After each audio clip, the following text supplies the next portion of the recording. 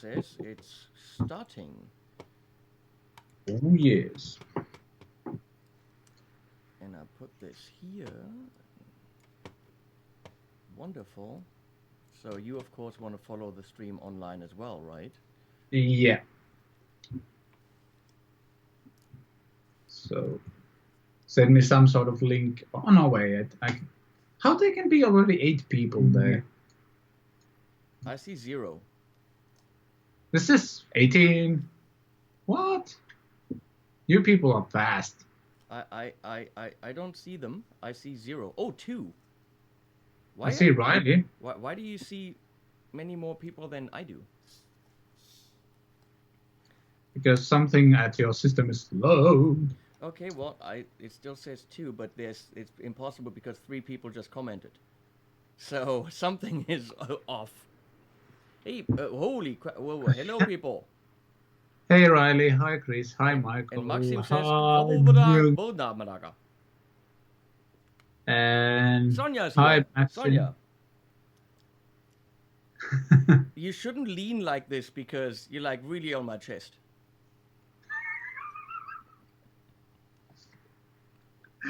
Ah, What? See, that way we don't have to jump back and forth between the 2 windows and all that stuff. We just in we're just more. It's more intimate. yeah, kind of. This looks fun because they're technically kind of in my room, Yep. which is weird. How is that weird? And for some reason, you're not wearing any shirt. Mr. Frankie said, "Oh my God, that shirt is. What is that shirt? What is it? Yeah. Awesome. The word is awesome." I wouldn't use the word awesome, but sure. So the interesting thing is that I didn't find that shirt. My rep from Vox, hey Jens, he found that shirt, and I'm getting a WhatsApp message saying, "Dude, you have to buy that shirt." And then I, of course, have to buy that shirt. Of course. Obviously.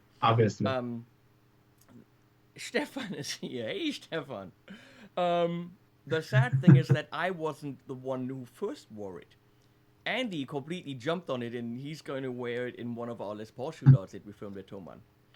So I thought if Andy can wear it, then obviously, I can. What? You just turned on. That's your problem. You just can't handle the sexy. Sure. Sure, whatever. So, whatever. What are we talking about? We wanted to talk about. First of all, I wanted to talk about people that are watching, which is according to my number 34. Ooh. What number do you have? Let me check. 35. Well, then the numbers are weird. Yeah. Oh, wait. Black Messiah says, I should be louder and you should be quieter. So I can be louder, and Vlad could be quieter. Here we go. Why do you want to silence me? Let us know if that's okay now. So, before we do anything and talk about, I don't know, home recording or whatever we want to talk about, or shirts, this is a live stream, they usually go in a totally different direction. I want to send you guys over to Vlad's channel and not politely ask you, but tell you, go and sub to his channel. Why the fuckola? Didn't say fuck, I said fuckola. That's different. I shouldn't be, demonetized for that. Sure. Isn't anyone subscribing to his channel? Why is it taking so long for him to get 1 million subs? Because his videos are brilliant. They are in no way, let's say, worse than mine. Okay? I mean, I think you do some great stuff, so I don't understand why people have a hard time clicking the sub button. So please, do yourself a favor, click the sub button, because we need to get that little Finnish leprechaun dude. No, that's someone else. We need to get him past 1,000 so he can collect money and, I don't know, buy food. Because apparently he's expecting a child, which he's going to name after me, I heard. Oh, yeah. So now there's 2 people who want to be... No, wait. What? two people who want to have their name on the child, and both of them are men, and we're expecting a girl. Why would you do that Henning to her? is a beautiful name for a girl. I think you should go for it. Don't even question it anymore. Just do it. Yeah, I'll have to talk to the wife. The wife. What does she have to say in the name of the baby? I mean, how is she Yeah, even exactly. how is she even involved in the baby at all? Exactly. Exactly. Like... Oh, and thank you for the speech in the beginning. It was beautiful. It was beautiful. Hey, Victor, do you have a place to live? Okay, wait. Now all the levels are too low. Wait, we're gonna push this here. More Vlad, and now we're gonna go and crank me up. Oh, hello, hello. Now, Hello, level. Hello, level. Ah, level. the stupid 1073 by Universal Audio, talking about home recording, Mm. has louder, louder, louder, off, and then even louder. So in the middle of cranking up the gain, there's an off setting, which I don't quite understand that. Which one was it? The 1073. I use the compressor. You mean? No, preamp. Oh, preamp. That's a unison preamp, and Yeah. and at some point you crank it up, and then it's off, and then you crank it up more. I tried. Doesn't make sense. Yeah, I tried to use the, what's it called? The, what's the name? 610B, which is, I guess, some sort of Neve thing, maybe? Sorry, I'm reading. Sorry, Vlad. I'm paying attention, but I'm reading. First of all, hi, Chris. Hey, Robin. And hey, Robin. all the TGU people are here, as always. Hello, Jose Technology. Then there's Jose Technology talking about my nipples. And Raphael is asking, what is this video about? Raphael, the video is about, first of all, the first couple of minutes we tried to post it on Facebook without your face being there, because it was still Raphael, still Raphael Cano live stream. So, hey Rafa, by the way, you didn't answer me about coming over to test this really very secret new TC pedal that's coming out on Friday that I can talk about, but you and the band need to come over to test this brand new TC pedal. So when are you coming over for a live stream? I got drums now, and I got a mixer, and I got all that stuff. That's a great segue to home studio if we ever get there. We'll get there. So thank you, Dylan, for pointing out. The nipples are weird because my nipples are here. Let's talk about nipples for a second, okay? They're here, sure. And I would have to lift this up like this. Then there's all this extra, so it doesn't really work. Because now it just doesn't look right. So if you're stretching it out, the nipples are way too low. Okay. Good that we've covered that. I'm supposed to sit on your lap? No, this way? This way. No, I can't. See? Because now... that doesn't work. I would have to do this. You look like a weird, small, hairy child if you do that. Right, we can do that. Hey, Daddy! Okay, let's talk about home recording. Yeah, I'm gonna have nightmares of this. What? Why? What's wrong about this? I don't know. I really don't know.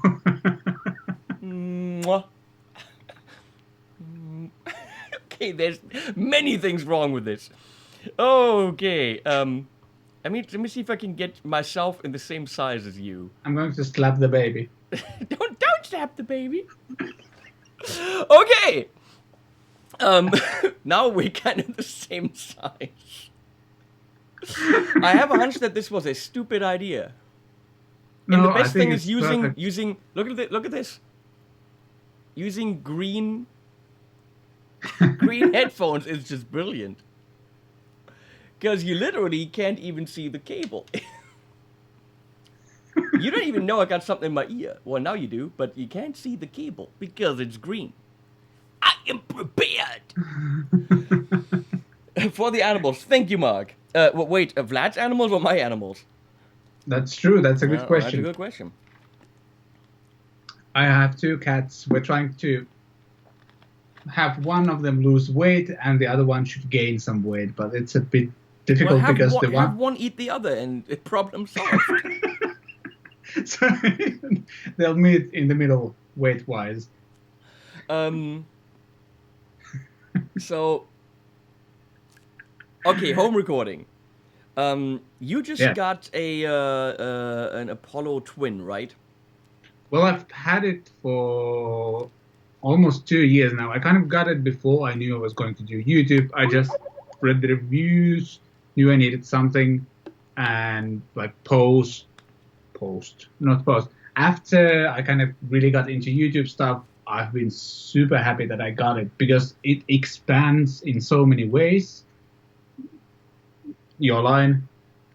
Oh, that's good. Damn you. Way to go, Universal Audio. Yeah, Or sure. wait, what a great product. Yes. No, but oh well, I'll just move on. I'll ignore that happened. Uh, Once I got it and started kind of doing the YouTube stuff, I realized how cool it is with all the internal routing and stuff because it allows me to, for example, record the system audio on another program and still listen to what I'm playing with my guitar and not feeding back the microphone into the speakers and all this crazy stuff. It's super handy, or like it's super amazing what you can do with a two input interface. Um, have you started buying plugins yet? No. Because that's really where they get you. I mean, the interface is amazing, no Yeah. question about it. How many processors do you have? Um, I think this is the old model, so it probably has two. Well, is it a duo or a quad? I think it's a duo. Okay, I don't think the old model was a quad. because if you start using the plugins, you're quickly gonna run out of power, and you Yeah. want the power. I Yeah, have, right. I have 4, 8, 16. I've got 18 processors, Sure, why not? and I can get to the point where it just can't handle it anymore. Well, What do you do? well, when you Like, do porn soundtracks, that's what you need all the processing power you can get. yeah, sure. Um, No, I mean, for big sessions, when you're mixing drums in BFD, you're actually mixing them like a real drum set. So on every Mm, channel, you got compression, you got EQing, and if you want the high-end stuff, that takes up processing power. But I've been yeah. working with Universal Audio stuff since 2000, which is when you weren't even around. How old are you, like 12 or something? Something like Yeah, that. it's something Just like add that. some years to it and you're there. Um, No, I mean the plugins are insane. I Yeah. started with the UAD1. We had one processor, and that equals, I think, a third of one of the processors now. Mm, So, and then I had 3 of those in the computer. Then I added a TC power cord to that, the Firewire version, and then later I had two UAD2s quads, so that was 8 processors. Each of them cost $1,500, and then I switched to the Mac, and I went with a satellite quad, and then I got the Apollo Duo, the 8, and then I added another satellite Octo, mm, and now I've got the Twin, which also has 4. So I've got a lot of processing, and if you have the really cool plugins, you want to use that. But then, of course, you use like a Mandy Voxbox, and that really, really uses up the processing power. sure. Um, and throughout the years, I always bought plugins, either because they were new and I really wanted them, or they were cheap because there was like a Christmas sale going on, or I got a new piece of gear, and then they give you these packages where you can say, well, buy 4 for the price of whatever, Mm, $700. And then I dropped the $700, and that was at a time where I was a guitar teacher and I made $1,200 a month. So, and I bought it because I mean I use these plugins hardcore, and I still do. And at some point I sure. just decided I don't need anything else. Mm, I'll use those and nothing else from any other brand that makes installation easy, that keeps the computer clean, and it just is they're awesome. But I've now discovered the neuron, Mm. neuron. New, I'm gonna say neuron from Isotope, yeah. and that shit's good. You can get killer results with that one channel strip that they have and gating and all that stuff. It doesn't Mm. give you the feeling that you're using vintage gear, which Universal Audio does. But for the price of 2 Universal Audio plugins, you can get a channel strip that'll cover everything, and they communicate with each other. So that's really cool. But we're already Yeah. way too far into the whole subject. Audio interface obviously is a thing when it comes to home recording. Mm. Guys, ask things about home recording. We're not talking about fat or slim necks. Whatever neck works for you. I'll play any neck you give me. I don't care. I literally don't. So, tell me about, like, something I don't know is how you, like, you started in Berkeley, you came back to Germany at some point. Did you immediately want to kind of run a studio type of thing from your home when you came back? When I came back, I came with pretty much everything we had in the LA studio. So Okay. I had two. I just told my boss I'm taking it all, and he said okay. Well, what was he gonna do with it? He was an ad agency guy. He had no idea what to do. Sure. Um, Isotope Spire done. Yeah, no, Dylan. It's a little bit more complicated than just the Spire. Okay, it'll do quite a few things, but no, no, it has its use, but no. Yeah. So I came home with two Panasonic digital mixers that we had in the studio, big ass mixers, which I still have up in the attic. You don't get money for those. Um, and what did I have? Oh yeah, RME Fireface 800. So I already Mm. had nice gear and of course pretty high end Universal Audio mic preamps. And I wasn't like a home recording, home studio kind of a setup. Yeah, sounds like more like a studio setup. Well, no. I mean, a studio setup is very different, but definitely a like high-end home studio. Let's call it that. It wasn't Sure. like a big desk or whatever, but it definitely was like each of those consoles was like 5 grand. But seriously, nowadays you Mm. could you could run pretty amazing. I mean, what I scaled down big time, and you can run amazing sessions on a very low budget.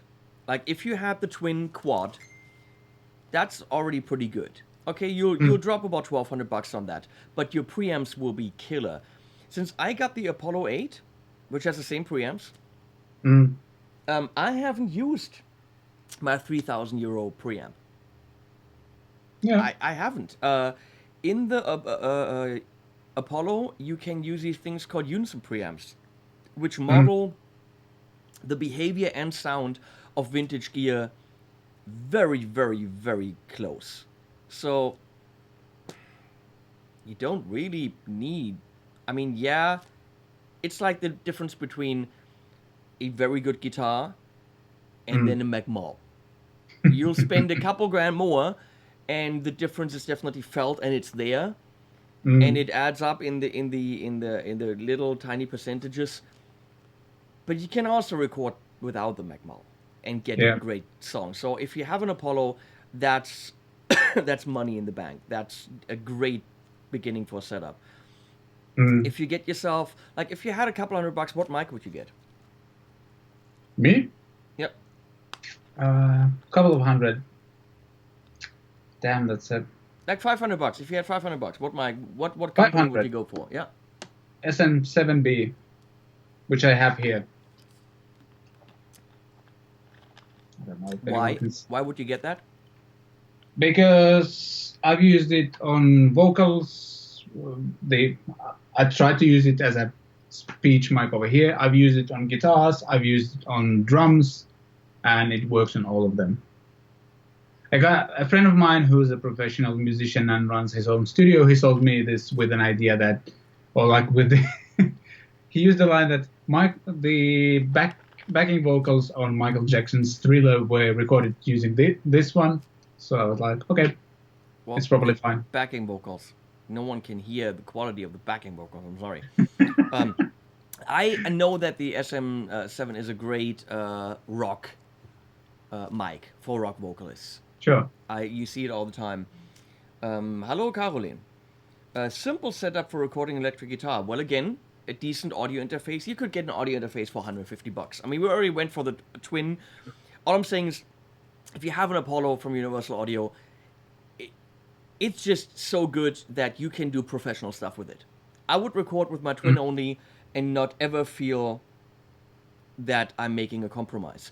Buy one or two of the Unison plugins, done. So, Mike, I'm very impressed with the Lewitt mics, I gotta say. First of all, I'm impressed with them because Lewitt are very, very nice people. Okay? But let me do this here. So, let me go over here. Okay. Trying to. This is going to look really nice on the screen, or the split screen thing. trying to get a mic here. There you go. So this thing is the 440 Pure. Yeah. Which you get with the magnetized pop filter. Ooh. And with the spider, with the shock mount, for $260. Uh-huh. And that has the same capsule as the LCT 640 TS, which is $900, which I also have. But that one has a different polar patterns, and dB and roll-off. This has shit. This has nothing. This is cardioid, plug it in, works. But it's got the same capsule. So that's the same quality as a mic for $900, just without all the options.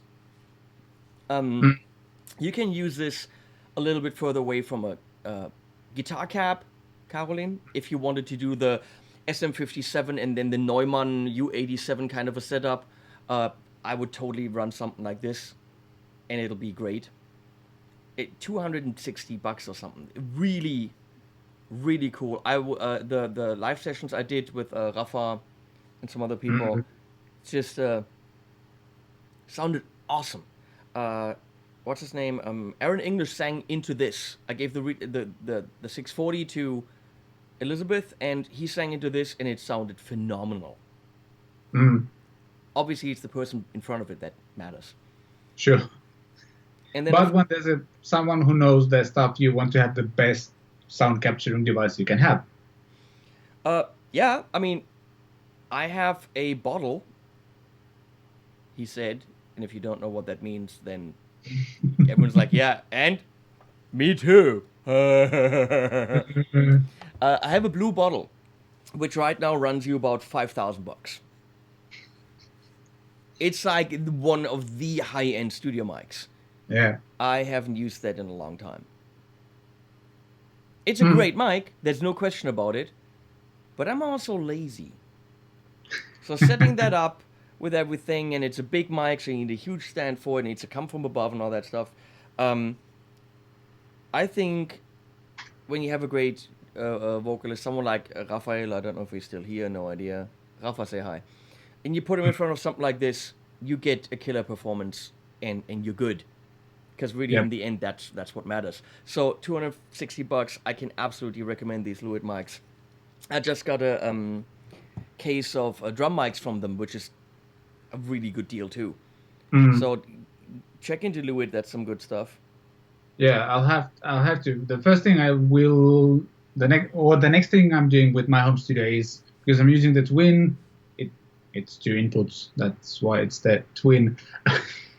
I'm going to get probably I'm looking into Focusrite Claret series, maybe the 8-channel preamp, because I would connect it via optical to the Apollo Twin, because that thing is in my budget range right now.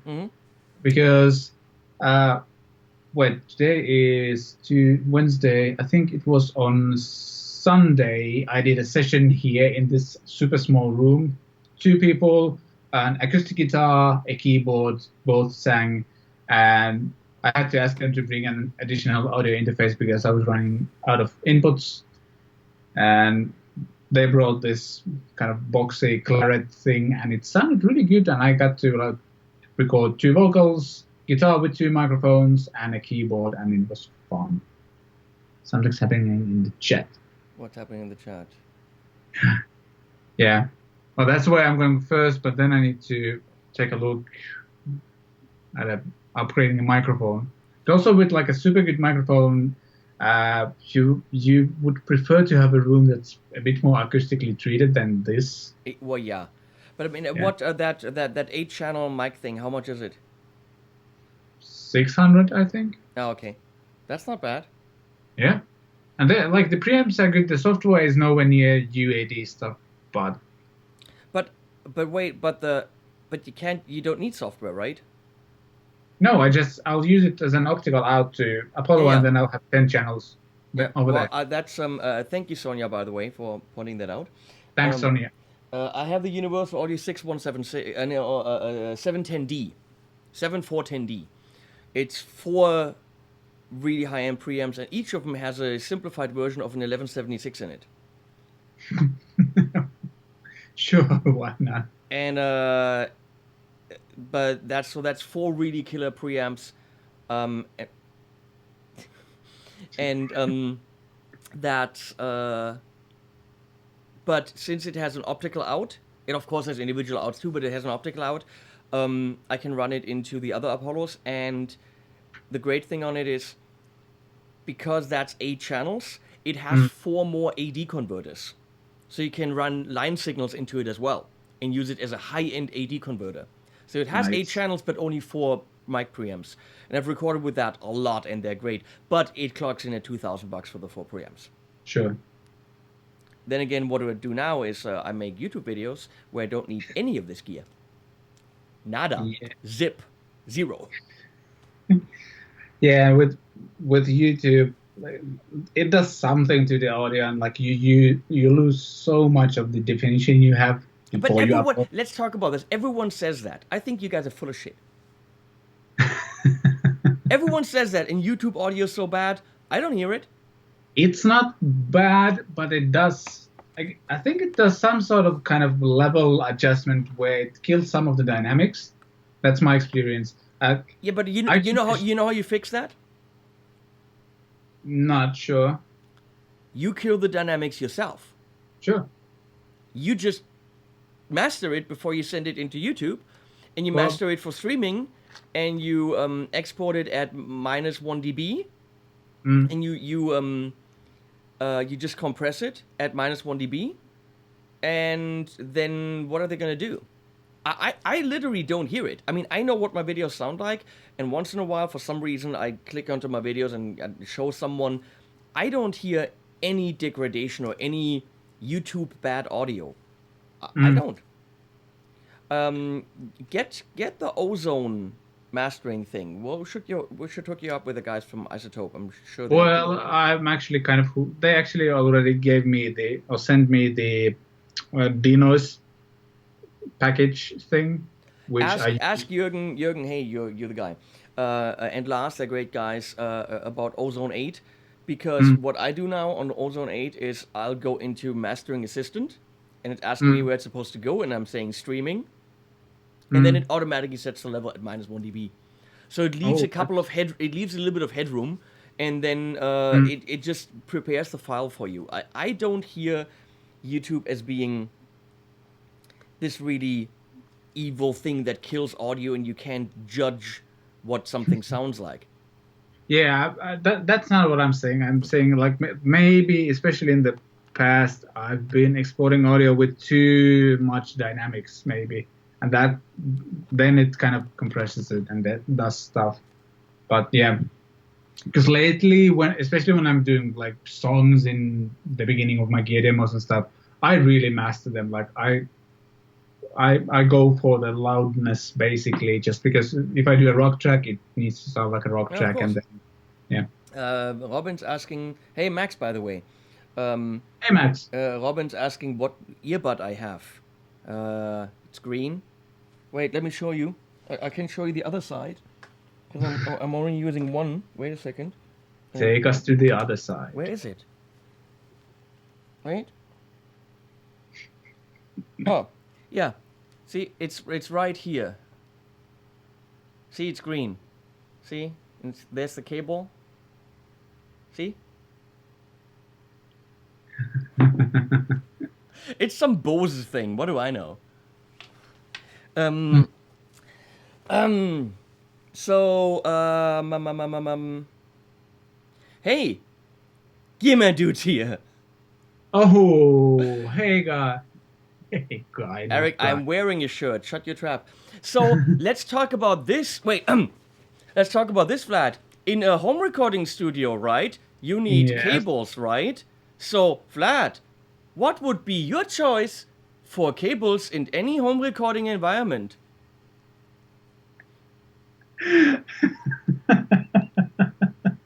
What brand of cables would you recommend to the aspiring home recording musician? I cannot say anything because I'm not tied to any No, cable none of us company. is tied to any particular brand, but if we can pick from any company out there that makes great cables at affordable prices, who would you pick, Vlad? Let's say I've heard good things about Hosa. Oh, really? Tell me more. I don't know anymore. met the guy at TGU, Dylan, right? I don't know. I don't know.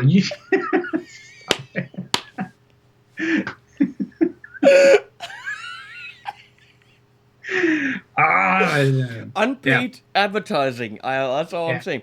I can name you companies that you shouldn't buy cables from because I had super bad experience. We should ask Max what he thinks about Hosa because he tested everything. Probably not Hosa yet, but that's coming. I bought Hosa when I lived in the States because at Guitar Center that was the cheapest brand, and I built these 3 or 4 refrigerator high racks where I had synthesizers in it and submixers, and everything was connected with these snakes. And there were all these, those cables that are colored, and they're like the plastic plugs, kind of like the really cheap stuff. But you could buy a Hosa cable snake 8 to 8, either RCA or any kind of connector to whatever connector, and I think each snake was like $30 or something, or 40. It was ridiculously cheap, and there were probably a little bit more, but there were definitely 8 cables in a snake for an affordable price instead of spending hundreds on it, and I needed tons of them. So for me, that was always Hosa, like going to Guitar Center and not spending a lot of money. And I think one of the problems that they're having is that this is how people perceive them. Now they have 3 different lines of cables.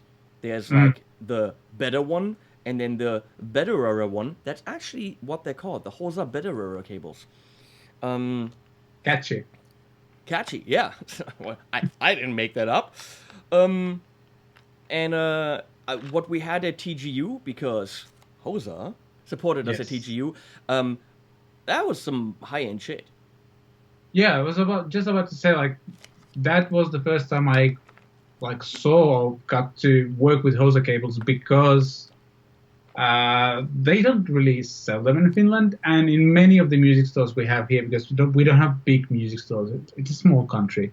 Like, usually that music store has a deal with someone, so they only sell, or like mainly sell, just one company's cables. Somebody will sell like Roland cables because Boss for some reason needs to sell cables nowadays, and somebody sells something else, or Planet Waves or whatever, and then there isn't any other cables maybe even available, which is kind Planet of... Waves is now Daddario, which leads me to believe that Daddario, Planet Waves, they kind of bought each other or something, which leads me to believe that I don't know if they make their own cables.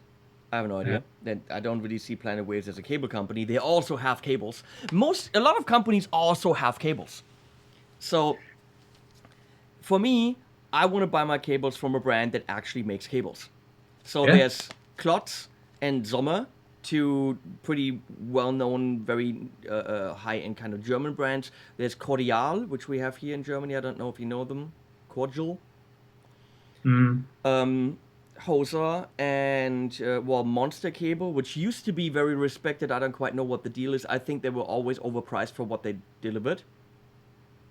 I think it checks in the mail. Thank you, Dylan. I don't know. I don't know you. I don't. Where's my check? Exactly. Send the poor guy a cable. Come on. But I think the point is what I like about Hosa is with Monster Cable, it was always quality, quality, quality, and the cheapest cable from Monster was already expensive. Yeah.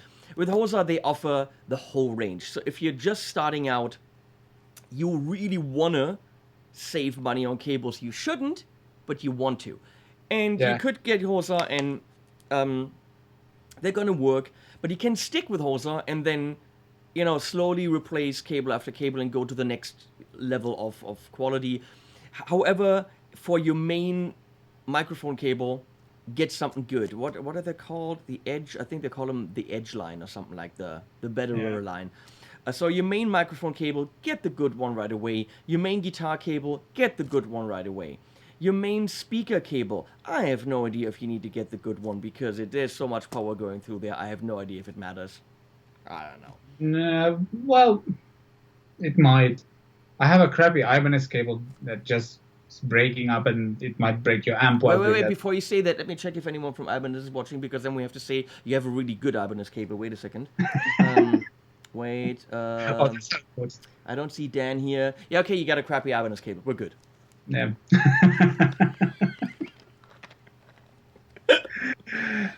No, but seriously, like, if we're still talking about cables, and I have a great segue after this, they can also help you to eliminate like some of the hum stuff, and like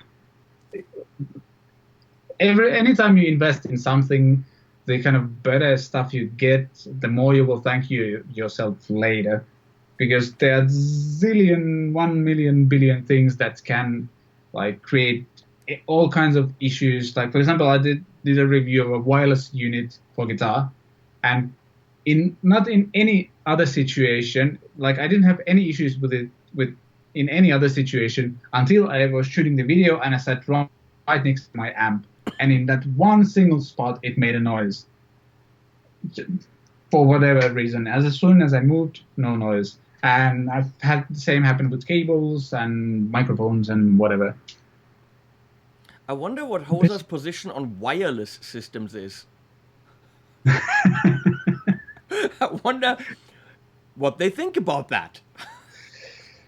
Yeah. And is Hosa Cables gonna do a wireless system? I think it would be funny. What? Of course, Dylan watched Max's super in-depth cable video, because that's of course what people at cable companies do. Sure. Why not? So anyway, definitely for your home recording needs, at the beginning you're not gonna need a million cables. So you might as well get yourself something decent. And if you're in the US, Hosa is right around the corner, so get that. We have a Bluetooth receiver and transmitter. Yeah, I don't think you should get into wireless systems, Hosa. Come on. That's really just killing your own idea. Yeah, you don't need a cable, says cable company. Yeah.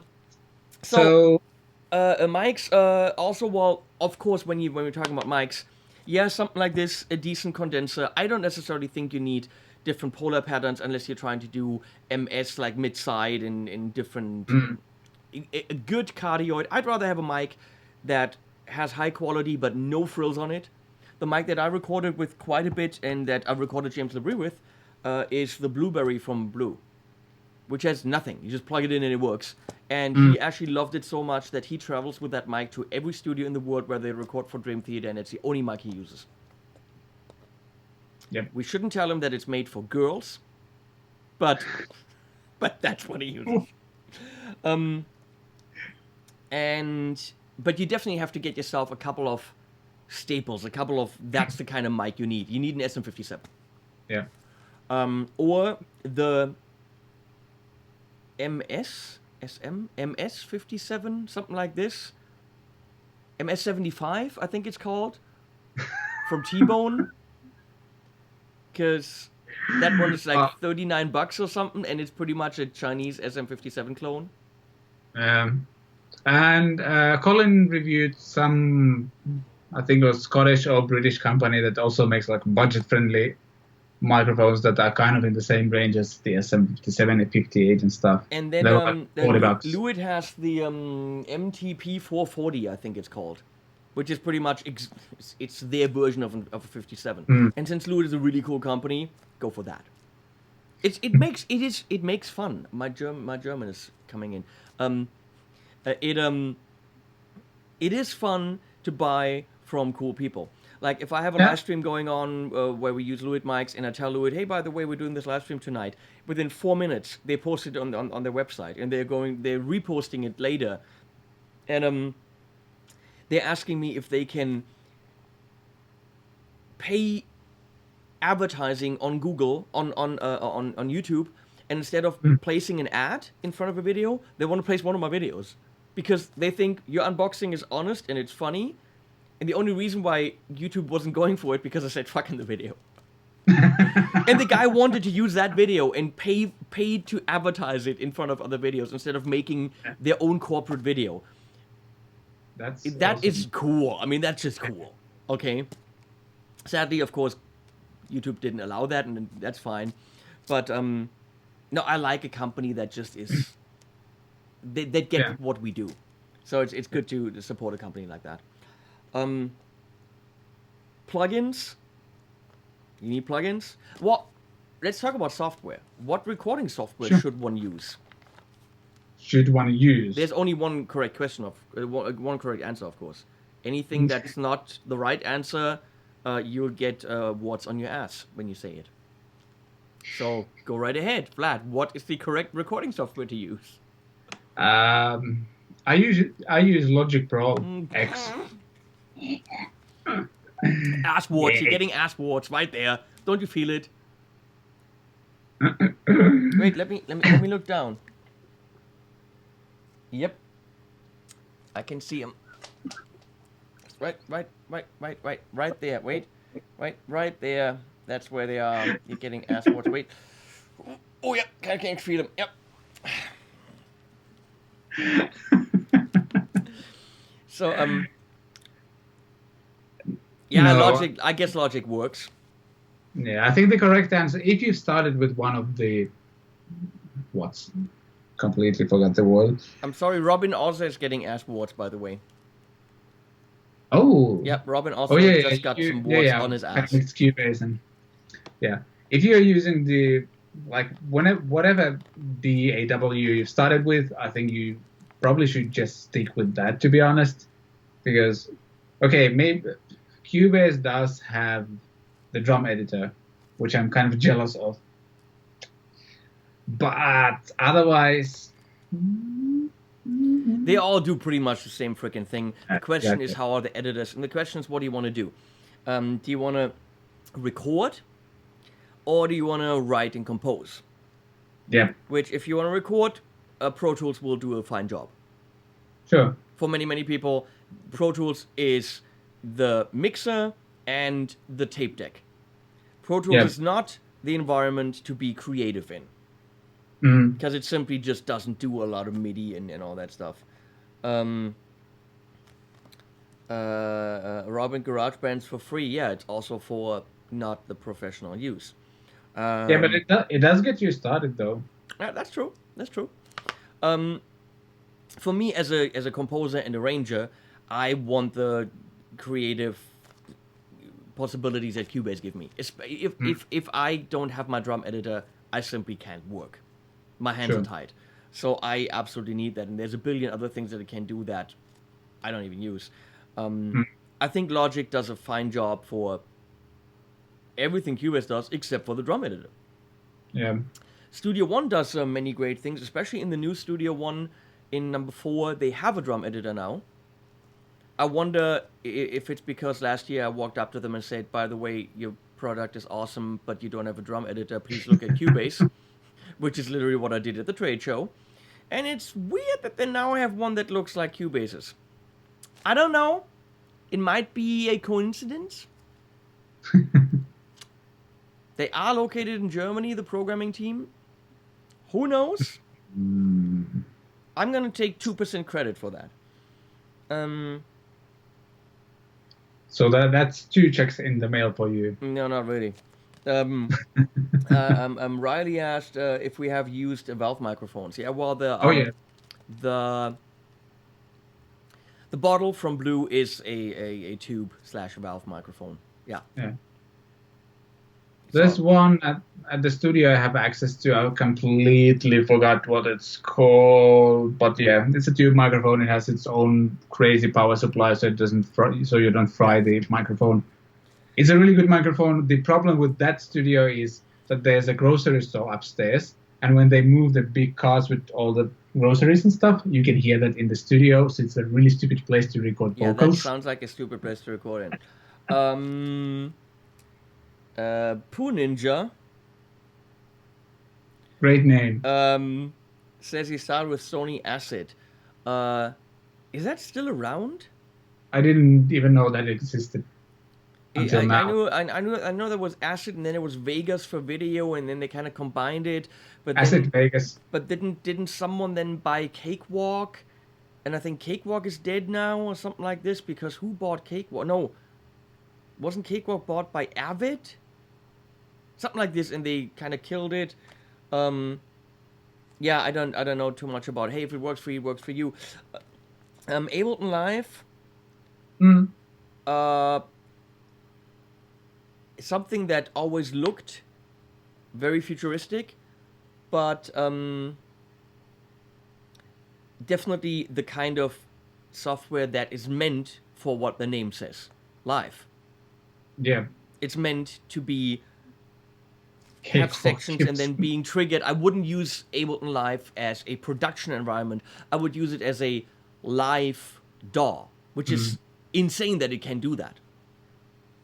Yeah, and also like I see a lot of people who do a lot of the looping stuff, like even in the studios, they use Ableton Live because, well, it's kind of live in that sense as well when you're recording loop stuff. Oiled says Acid is the Jurassic Park of DAW, bro. And Dylan says Cakewalk equals Gibson, in the sense that Cakewalk was bought by Gibson, or in the sense that Cakewalk is as dead as Gibson? I think my question is to you is how did you miss the joke about Sony Acid and Sony Vegas come, and then you said that they came together. So how did you miss the joke about Vegas and Acid? And I miss a lot of those. I know. You know, the funny thing is that talking about Gibson is Stefan sent me a picture of a Gibson earlier, and I wanted to buy it. I have a craving for a Gibson now because, well, I can't really tell you. In a couple of weeks, you'll find out why. But I can't possibly buy a Gibson. I mean, that's just, it would be so wrong to support that company and that idiot. And there must be other great Les Pauls. There must be. Damn you.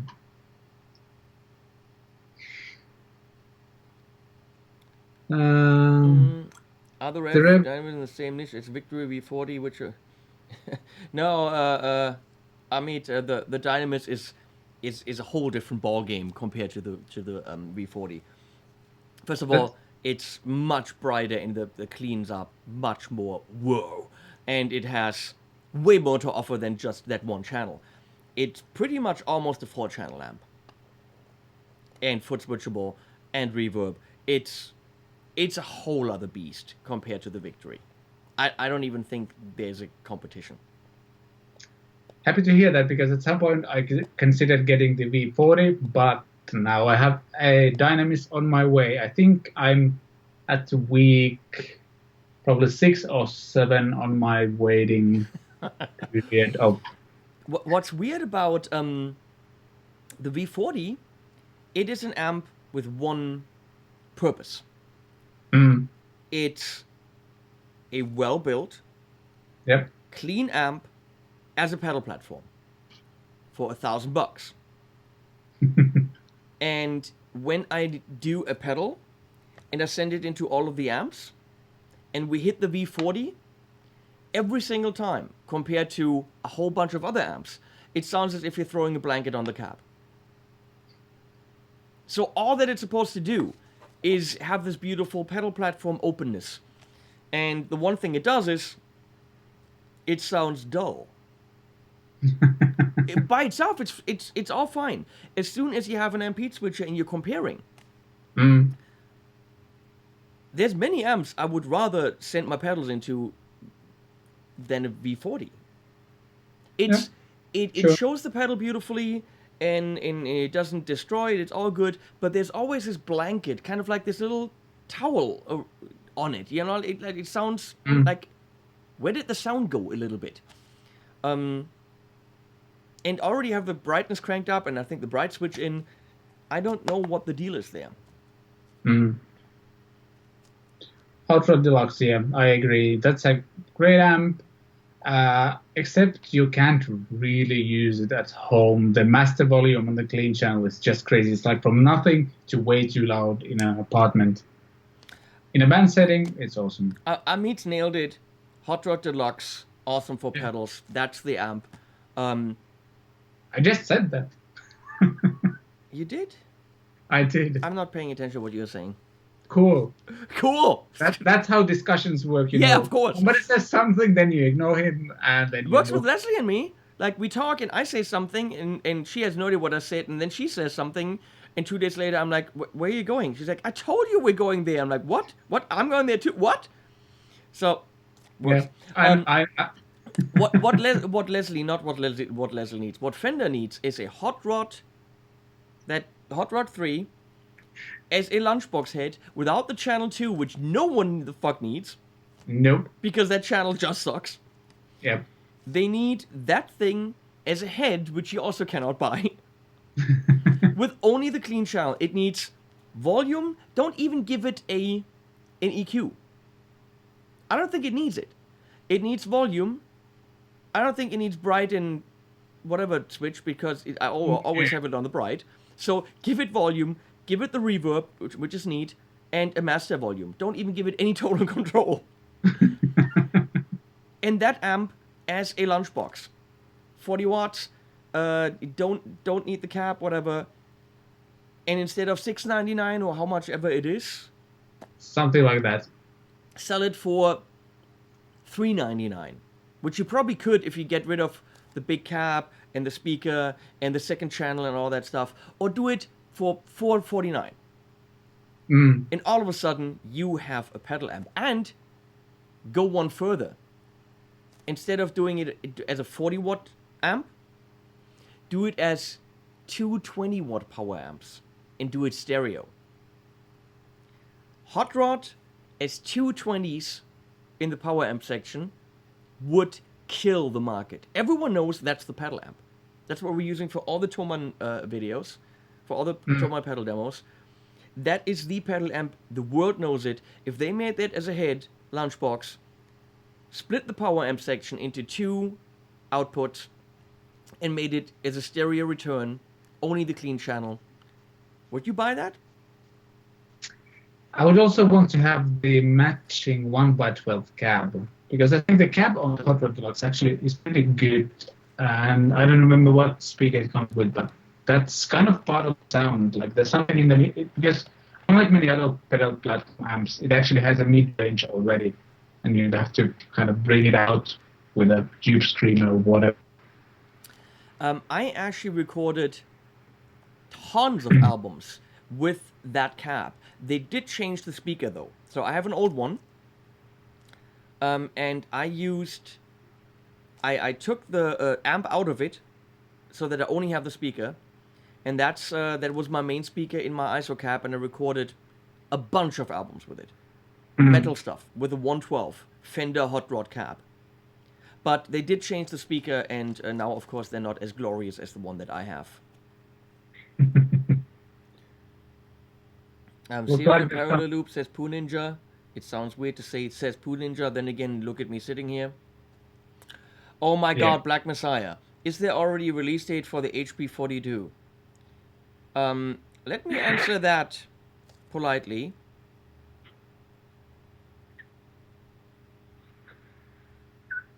How about that? No, You don't have. he can't know that, but I'm getting this question every day, 20 times. Email, Facebook, you stupid people, you Vlads and people. Um, so, yeah. No, there isn't. But I did get the final specs yesterday, and it was so cool. I love Lasse from Harley Benton. He sent me. We talked about specs, and then I got an email from GraphTech saying, "Hey, pretty cool guitar, and you know you're a GraphTech fan. So do you mind putting me in touch with your guy? That they might potentially talk about doing something in the future together." And I get the specs the next day for the final release of my guitar, and all of a sudden I see that there's a GraphTech nut on it. And Lasse immediately said, "Hey, Henning likes GraphTech, let's put a GraphTech nut on it." And GraphTech got an order for 60 nuts. Which sounds weird. Okay, but no, I love how fast they can react and do stuff, and Yeah, that's really cool. there's some really cool Harley Bentons behind the green screen. Mm. I got.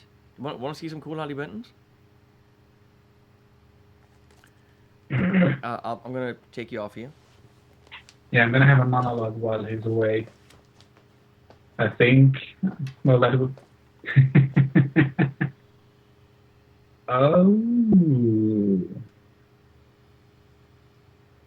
that's interesting. You guys look so cozy together, don't we? My wife just came home and closed it emphatically. That looks nice. Working on it.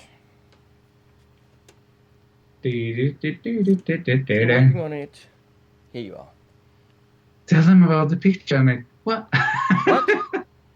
What do you think? Matt, I missed that. I was driving, and when I watched that chat, you have to tell it about it yourself. Wait.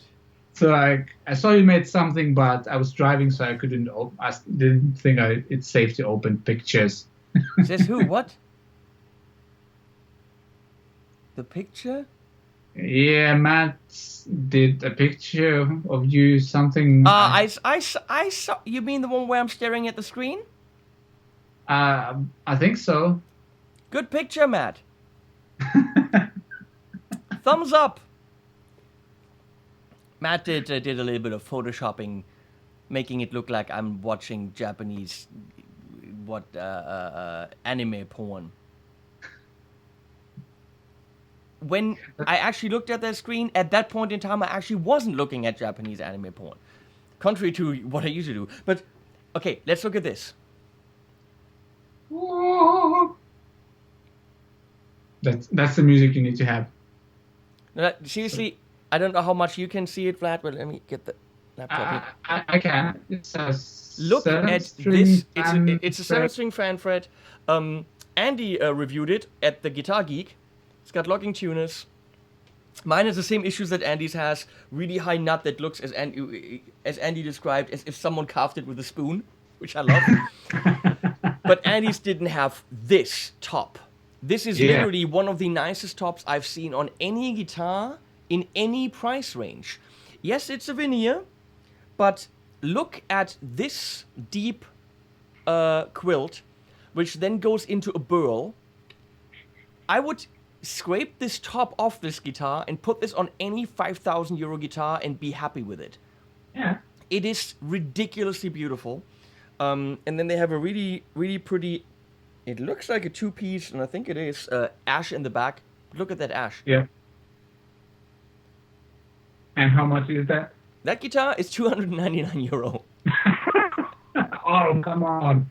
That's just ridiculous. Isn't that is completely, utterly ridiculous.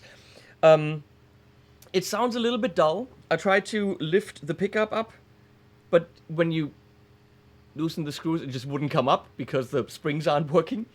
It has 1 or 2 notes that are dying when you bend, so the neck needs a little bit of work. Yeah, you probably have to spend another 50 to $100 with a luthier to make this a great guitar. But then you spend $400 on a 7-string fan fret with locking tuners that looks like this. Yeah. It kind of feels wrong to send this back. It really does. I'll be right back.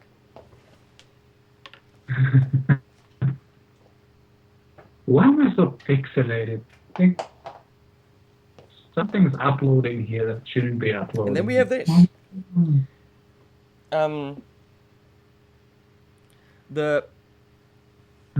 That's the new CST24 with the tremolo. Look at the amazing top on this. And that's got P90s. Even more amazing is the amazing blue in the back. You probably can't see that. Yeah, I think you can. I think some. Mahogany blue. Does it have a super flat radius like the other guitars in that range? A what? A super flat radius, like Hunter said on his review. No. It doesn't feel super flat. It plays ridiculously well. With the P90s, it sounds really amazing. I would probably want to put... I think this is a guitar that I want to pimp with Graphtec. So I think I want to put Graphtec tuners on it, a Graphtec nut.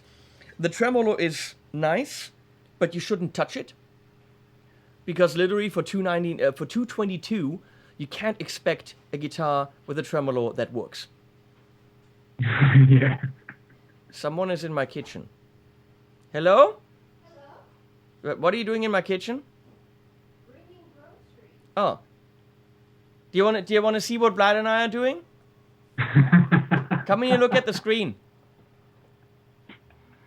What are you doing? What are we doing? We are... Hey. Poke your head in here, come on. What are you wearing? What do you mean, what am I wearing? I'm wearing a shirt. Come here and say hi to the nice people. Look where the nipple is. The nipple is Your nipple is here and it's We've here. already discussed that. Dylan from Hosa already pointed that out. You think I should wear a different shirt? I'm getting yelled at by the lady. Where were we? Blue guitars. Yeah, I want to pimp this. The $222. I asked, why are they doing that with the tremolo? Because the tremolo is always going to be shite, as they say in Scotland. Or le shite, as they say in French. Sure. And the statement I got from Harley Benton was like, well, yeah. Because you can't get a working tremolo on a guitar in this price range. So, but if they make it without the tremolo, less people will buy it, which is ridiculous. I mean, we should just, as YouTubers, inform people, when you buy a guitar in this price range, buy it with a fixed bridge, because the company would rather sell it with a fixed bridge because it's a better guitar. And you simply cannot assume that you get a tremolo that stays in tune. It can say Wilkinson or whatever on it, it doesn't matter. In this price range, you will not get a tremolo that stays in tune. So we're going to replace that with a Graphtec. We're going to replace all the stuff we can possibly replace with Graphtec and see how good we can make this guitar. It is pretty stunning, isn't it? It's pretty... I had a question for me. If you were a bedroom guitar player that wanted to move from combos to having a few heads and 2x12 cab, which speakers would you put in the cab? I haven't had a 2x12 cab for, I don't know, 6 years now. But to be honest, like the last one I had was the 2x12 by Mesa. And I ended up swapping one of the vintage 30s with, what's it called? It's Celestion something 65, which is like 3 decibels, beautiful shirt, like 3 decibels less output or something. Basically, I could crank the amp a bit more at home, and you kind of had more mids and low end, because the vintage 30s at home use can be pretty harsh. So that maybe. Binging something. I'm binging, yeah. It's Facebook people. Facebook people. It continues. That's a warning. It's Andy and people from Boss. Now you're just showing off. Oh, I have all these people contacting me. Yeah, I have people contacting me about stuff that we probably don't want to talk about. I mean, I don't want to talk to them about it. They don't want to talk to me about it. But stuff needs to be talked about. Hashtag make your product better. So Yeah. this shirt has some green in it, clearly. It was okay, but not all the time. This is just ridiculous. It really is. Hey, back to home studio stuff. I have a question of what kind of acoustic treatment you have in your, like, how dead is the room you work in? The room I work in is relatively dead. Yep. Because What I have you done to it? Trolltekt. Sorry, what? Troll. What? You're up there where they speak the freaky deaky Dutch. Trolltekt. Troll tech. In English. Trolltekt. Let me write that.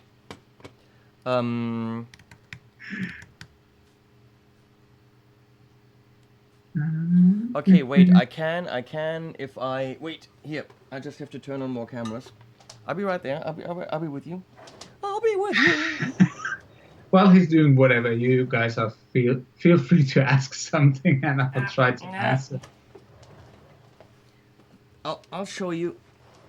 I'll show you. Troll tech. Troll tech. Working on it.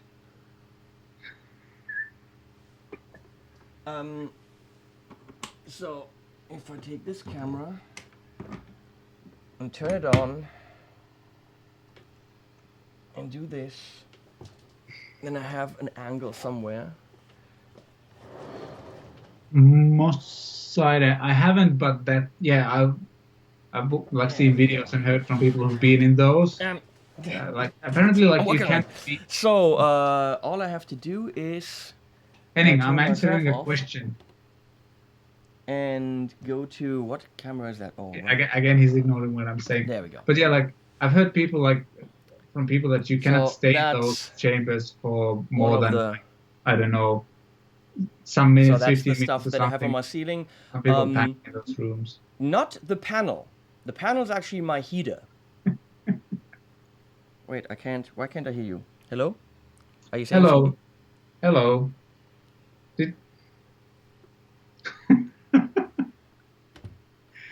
So you guys cannot see me. He cannot hear me. This is really high quality stuff. Why can't I hear you? Are you saying something? Can you hear me now? Hello. Ah, that's why. Because I pulled... Wait. What were you saying? At some point I was saying that I was answering a question, and because you unplugged yourself like a true professional, you just kept rambling about something and nobody heard what I answered. Sorry. So let's try this again. I'm gonna wait. We'll do this. I'll get this happening. Okay, go ahead. And right here. There you go. So that stuff on the ceiling is called Trolltekt. It's like a wooden. I'm not seeing anything. Is it on the? Oh, it's a. It's a. Okay. Yeah. It's nothing. like wooden particles, and the sound just kind of disappears in that. That's my whole ceiling.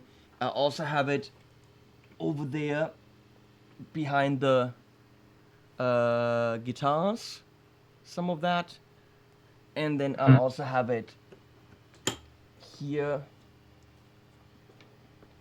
Oh, here you go. It looks nice also.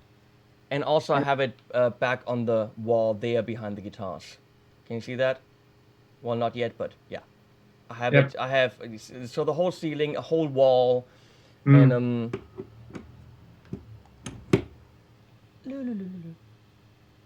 there you go. See, now I can just do this without you. I'll just be here all by myself. Cool. Cool. Yeah, this is completely ridiculous. What the fuck are we doing here? So, but that's the some of the treatment I have. Yep. It's about $25 a square meter.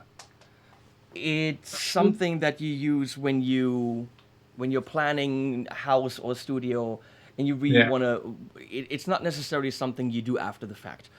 Yeah. There's great products for that. I used a lot of Oralex foam, which Mm. is expensive, and without trying to Thoman's horn, but they have T-bone products which are pretty much the same damn thing.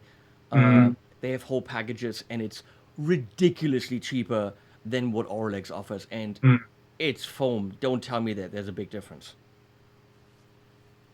Yeah. My room is actually treated with the cheapest. I'd say it's probably like the most affordable option you can have, which is basically I have old picture frames that are filled with old towels, and then I've covered both of them up with a nice canvas thing, like the picture frame you see behind me, or like the map. That's one of the sound absorption panels.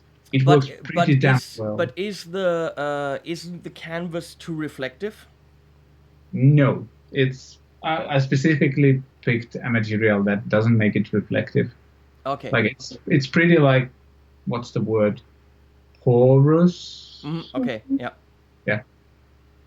Well, So there's to do something. There's three kinds of sound treatment. One, stuff that makes it quiet to you inside and to the people outside.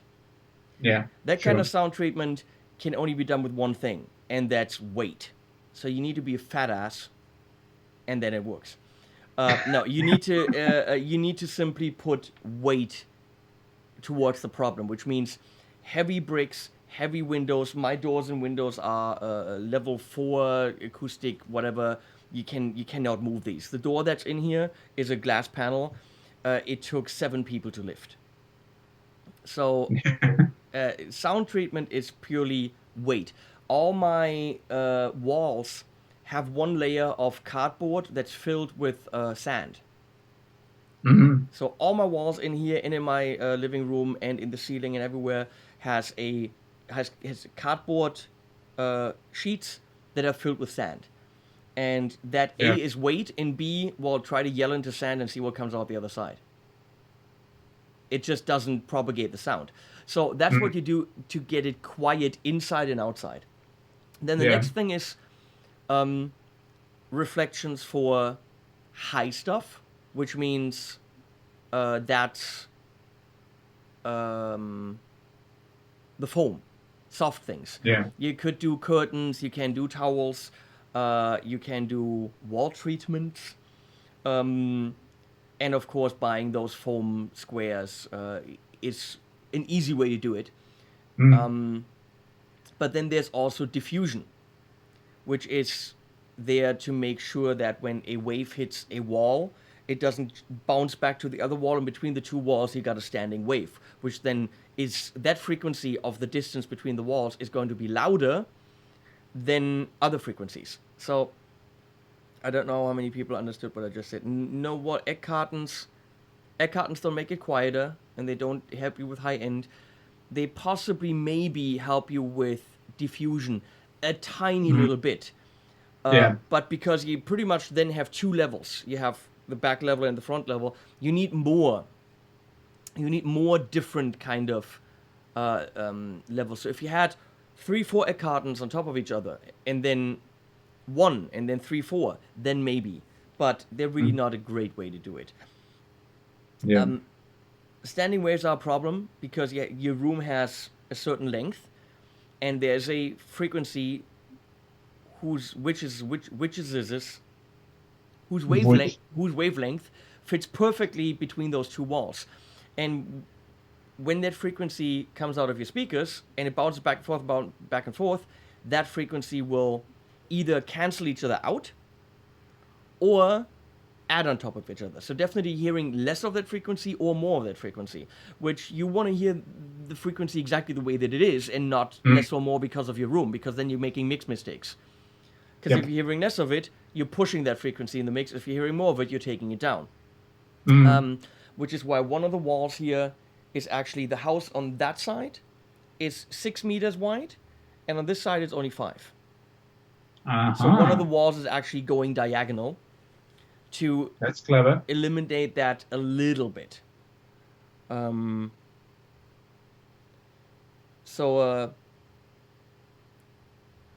Hunter is here? Where's Hunter? Who let him in? Who let Hunter in? Who let Hunter in? I don't see him. Where's Hunter? His few messages. Oh, he's up there. Well, hello there. Yeah, there he is. Well, who's got the authority to kick Hunter out? Who can do that? Anyone?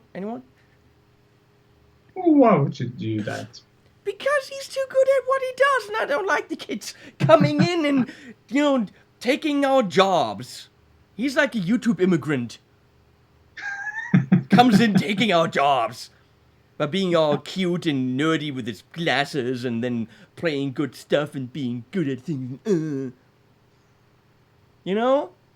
We worked hard to be here in this YouTube land. And then, they come in also being good at stuff and just take our jobs. I don't like that. Yeah, watch Agufish. He's good sometimes.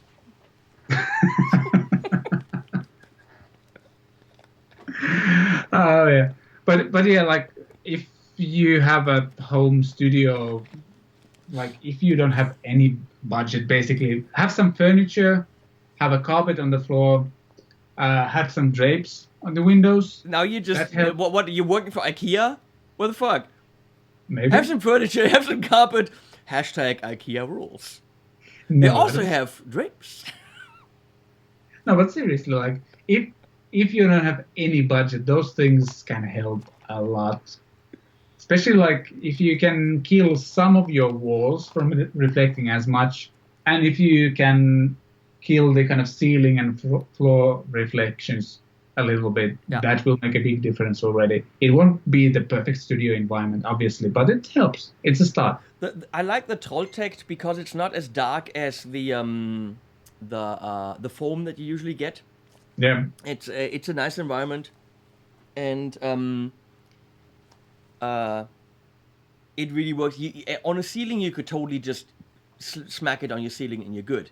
A couple of screws. These boards are not super heavy. A window like Vlad has it there is kind of a killer. That's why when I'm recording anything, I have the drapes to kind of. They do kill some of the reflections at least. Especially when I'm mixing or when I'm recording, I always close them. What I do, can you see that? Oh yeah, in here, you can see that I designed the studio to have really small windows up there. Because I needed some daylight. Sure. So the only bigger surface I have back there with the door, and I made that a glass door because somehow the kitchen that's on this side needed a little bit of light in it because the kitchen's in the middle of the house because I built this as an addition, and I needed a little bit of light coming through there. Masada is right. Heavy curtains are effective. What? The curtains? Yes, the curtains. Did anyone get that? And Did anyone get that? And like, if you are recording guitar at home and using a microphone, you can actually throw a blanket on the speaker cab, and that will help with the reflection issue as well. Wait, wait for a second. Or you could purchase a Torpedo Studio or a Torpedo Live, or get yourself a captor and use the Wall of Sound. Buy 2 notes. Yep. Or Universal Audio, your friend in need when it comes to a load box that also sounds good with speaker thingies, and it's called the aux, and you need the money because it's only for doctors and dentists, who are doctors, I guess, but still, aux, Universal Audio. Or you just get a cap and mic and throw a blanket on it and it's good. Yeah. But I'm not supported by any blanket company, so I don't. Vlad is, because he clearly pushed IKEA. Yeah. No, I cannot push IKEA because it's a Swedish company, and Finns are like when you are born, you need to sign a contract that you are like it's a mandatory to hate Swedish people because they are better at everything Yeah, than we are. but wait, Finland, Sweden, isn't that just the same thing? Nope. I think it is. I think it is. Norway, Finland, Sweden. Then No. again, there's never been a Sweden song, but there's the Finland, Finland, Finland, the country where I want to be. Finland, Finland, Finland. You know, that's a good. You know that song? No. How do you not know the Monty Python Finland song? Okay, right. You have to promise me that right after this video, you Google the Monty Python Finland song, and Okay. I will. it's a song that just says how great Finland is. I think it's ironic, but it's a great song. Oh man. You see, when I grew up, my father kind of decided which programs were okay for me to watch and which weren't. So I missed like a bunch of classic Finnish comedy shows, but I also missed a bunch of classic kind of international comedy shows. And there's so much for me to catch up that I don't think I'll ever be able to do that. I cannot replace the first 20 years of my life watching all those shows I missed. Monty Python, you most certainly have to. Yeah, You I have think to. Look for Finland. Agu says we should get on the blanket sponsorship money. Yep, that's... Actually, that's a total video we should make. We should make a video where we talk about what kind of blanket you put on your cab, and then get some... Leslie and I, we have this thing going. I don't necessarily want to... I think that you want to know about the thing that Leslie and I have got going, but I'll tell you anyway. Sure. Why not? Yeah. I mean, what's left to do? Do you know what TK Maxx is? Maybe. TK Maxx is this, at least in Germany, we have it's probably an American thing. It's a store that buys up a lot of like high-end clothing, interior decorating stuff, all the stuff that's going out of style or no one wants it, so you can buy like high-end perfume for cheap and creams and shit and shoes and Hilfiger clothing from like 2 years ago for dirt cheap. And so every time we're in the city, we go in TK Maxx and we say, well, no, we shouldn't, because we walk out with $200 worth of crap we don't need. But the running gag is that every time we walk in there, we buy a blanket. So every single time we go in there, I come out with like the softest and most amazing blanket. I have 5 layers of blankets on my couch. Leslie has 5 layers of blankets on her couch. Every dog bed has several layers of blankets because every time we walk into TK Maxx, I buy one. Because how can you not? They're so soft. So maybe I should talk to them about a sponsored video where we talk about how great TK Maxx is for blankets for miking guitar caps. Sounds like a plan to me. I don't think they'd pay me though. I think they might give me a free blanket. Yeah. It's like I think you might get. What? Yeah, I think you can get something between 7 and 40 views for that video. Probably. But it's like Mr. Gugu. Can you imagine that I'm not getting paid to wear this shit? Yes. Having known you for a bit now, yes. I literally just, this time around, got the t-shirts free. The last run of sweaters I actually bought, and they're expensive. And I argued, look, I made Nida Strauss wear one of your sweaters. I want the shirts for free. And they sent me 15 shirts, which I'm very happy about. So, just in case you don't know, if you go to MrGugu.com, promotional segment. If you go to MrGugu.com and use the coupon code HP, that is EYTSEHPI, you get 15% off your purchase. So purchase yourself something ridiculous at MrGugu.com. Okay, and back to... Yeah. Speaking of the shirts, I had so much respect for Nida Strauss for like when you were shooting the video, I walked by and you actually mentioned me in the video because I packed all of your other ugly sweaters. But I had so much respect for her that she kind of actually decided to wear that stupid sweater. She went for it. She really did. And we're gonna do. I still have to film that. We're gonna do an auction for it. So I will auction off the sweater that she wore to some pervert. that wants to rub himself Be on it. healed. Oh, the poor guy. And I'm gonna take that money, and we're gonna donate it to some kind of elephant charity. How many elephant charities you have in Oh, Germany? tons of them. There's tons of elephant charities. I'm gonna go and use the facilities. You entertain the people, please. Let me entertain you. What? What was happening in the chat? Hunter would do a video for. It's also like really weird that I have like this chair is in front of my face. No, you don't. Or maybe you do. I don't know. I think. But yeah, if it's an auction where the highest bidder gets it, I think you might be able to raise quite a lot of money, which is cool, but also kind of disturbing. I'm kind of in the middle, like not sure. Any questions, guys? While the other guy is away, who knows for how long? What's happening? Simon's there. Lol. Man, now that the one guy typed the Finland song, I need to check that out. That sounds amazing. Egyptian cotton is the way to go.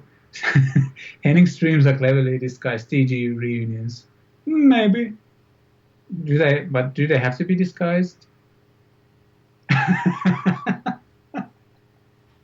Dave, I would like to say yours, but this hasn't ended yet. So I don't know, maybe something amazing happens.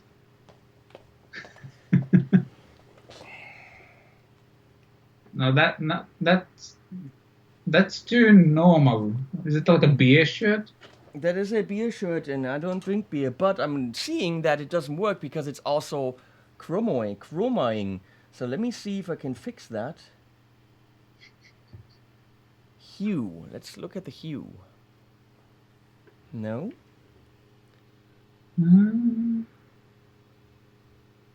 Nope. The gain? Legay?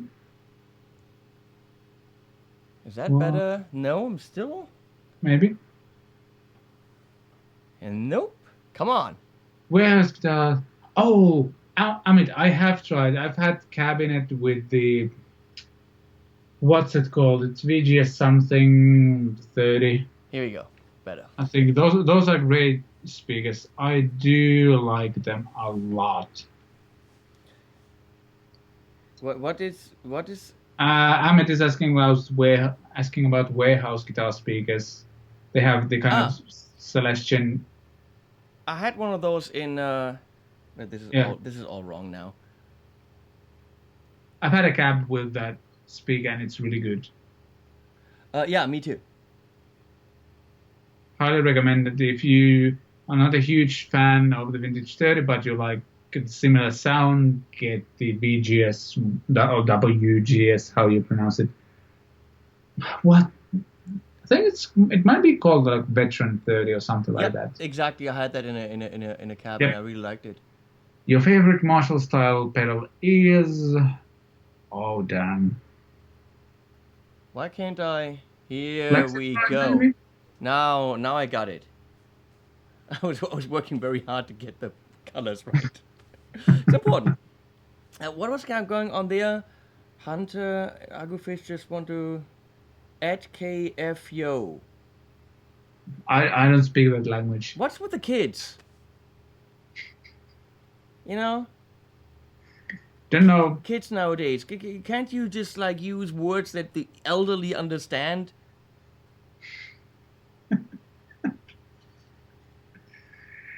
Now Fred says something about a plexitone. Yeah, because Jay asked what's the favorite Marshall style pedal. The plexitone is pretty damn awesome. Is it the kind of it's the low gain one. There's 3 different ones. There's the big Oh one. yeah, that's true. Yeah, The yeah. big ones which is a 2-channel, and I don't have the low gain one, but I do have the Plexitone single. It's called, which is like a higher gain one, and it just delivers killer pedal. Now Hunter is upside down, mushroomy face. I don't understand what's with the.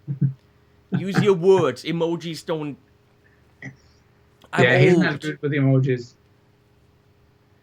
Leslie always sends me like a taco and an eggplant, and I'm like, I don't like eggplant. Why am I supposed to cook? I don't understand. I don't know what the deal is there.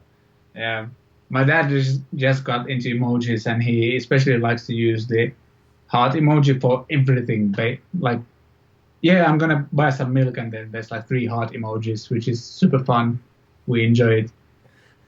I'm gonna buy some milk, and he's using 3 heart emojis. Yep.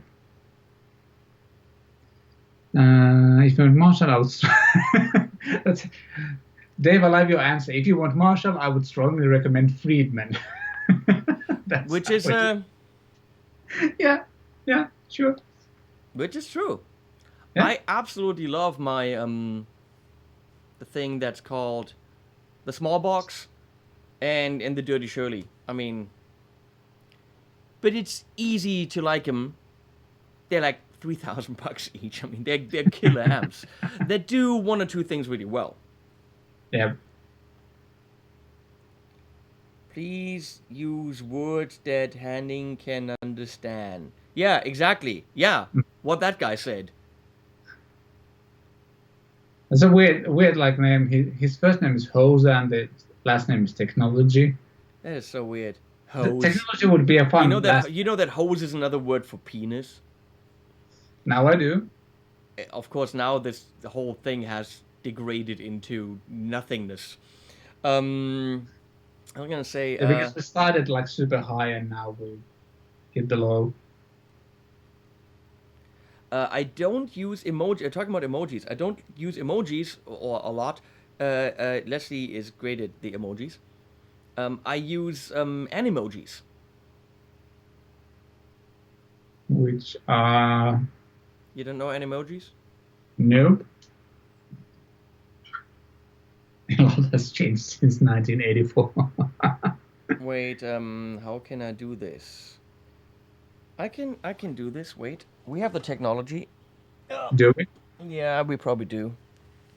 Oh, now I actually think I know what you mean. Some stupid animal 3D faces. Yeah, which is totally awesome. Animojis are the best. So Sure. They're loading, and I make them big. And there's the poop one. Now I just have to wait a second. Wait, I'll get this happening. We have the technology. We can. Yeah, this is really important in so many ways. It is. So wait, if I zoom in on this now. Here we go. And hello. Wait. And hello. Okay. Here we go. It's zoomed in. Wing. So here's the poop animoji. And it, of course, mimics everything I do. And you can go sad poop. Or really happy poop. And, you know, I totally love to send Leslie animojis and send her little messages like that. And then you have the chicken. Bark! Bark! Bark! Hello, Vlad. I love Hello. these. And then, of I'm course, stunned by this. then the unicorn. Woo! I love the unicorn. And then you got this guy. When you like pull up your eyebrows, he does that. Which of course Vlad cannot see yet because he has to wait for the screen. No, yeah, there's like a 20-second delay. Yeah. So and then there's this guy now. So yeah, that's what I do. I like animojis, especially the poop. Poop. So Home studios. home studios, yeah. Do you use anything for power, like balancing power or preventing any kind of electrical, I don't know, weirdnesses. I think you had some issues in your host Oh, studio. and I You still mentioned- do. Yes, I still Yeah. have a big ground hum, which That's cool. I'm still waiting for my electrician to come. He promised to come 6 months ago. You should find another one, I'd say. Yeah, but he's the guy who did the whole house, so he would know. Ah. Agu is going guitar streams in 2018. You know what? He's just jealous that he's not sitting there in a beer shirt talking to the amazing Vlad, making poop look awesome. Make That's great again. Yeah. Freaking Agu is just jealous. You Yeah, let him be jealous. That's okay. Yeah. Ooh. So they are inviting you. Somebody says that you should go and do a Mac Mall tour in the factory, and he is offering to buy you hummus. That's a good deal. Hummus on Amit. Well, I have been invited. That might be that Amit. Who knows? And I think it would be super interesting. It would, of course, be culturally enriching as well, since they're in Jerusalem. Yep. Then again, I'm going to be a little bit of a xenophobe and a little bit of a crybaby and saying Jerusalem, isn't that something where you get hurt by people of many different faiths? I don't know. I don't know what people in Jerusalem say when we show up, and you're one of the people that doesn't say, I'm a Christian, I'm a Muslim, I'm Jewish, when you say, I don't give a shit about any of it. I'm a radical atheist. Do they bomb you more or less? That's what I want to know. I really don't know what to say to that. And then you're German, which, who knows? No, I'm pretty sure it's fine. And McMahon guys are awesome, and they invited me to come to Jerusalem. They invited me to come to Jerusalem. That's how they say it. Okay, that's the Yiddish way to say it. Jerusalem. And tour the factory, and apparently hummus is on them. So yeah. And Amit says that it's much safer than New York, which I he says in New York. What? Jerusalem is much safer in New York, so you place that city in another city and it becomes safe. Huh? How does that work? Huh?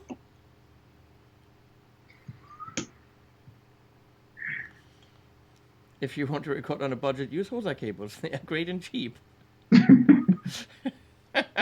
Dave is just trying to get a sponsorship, which is totally fine.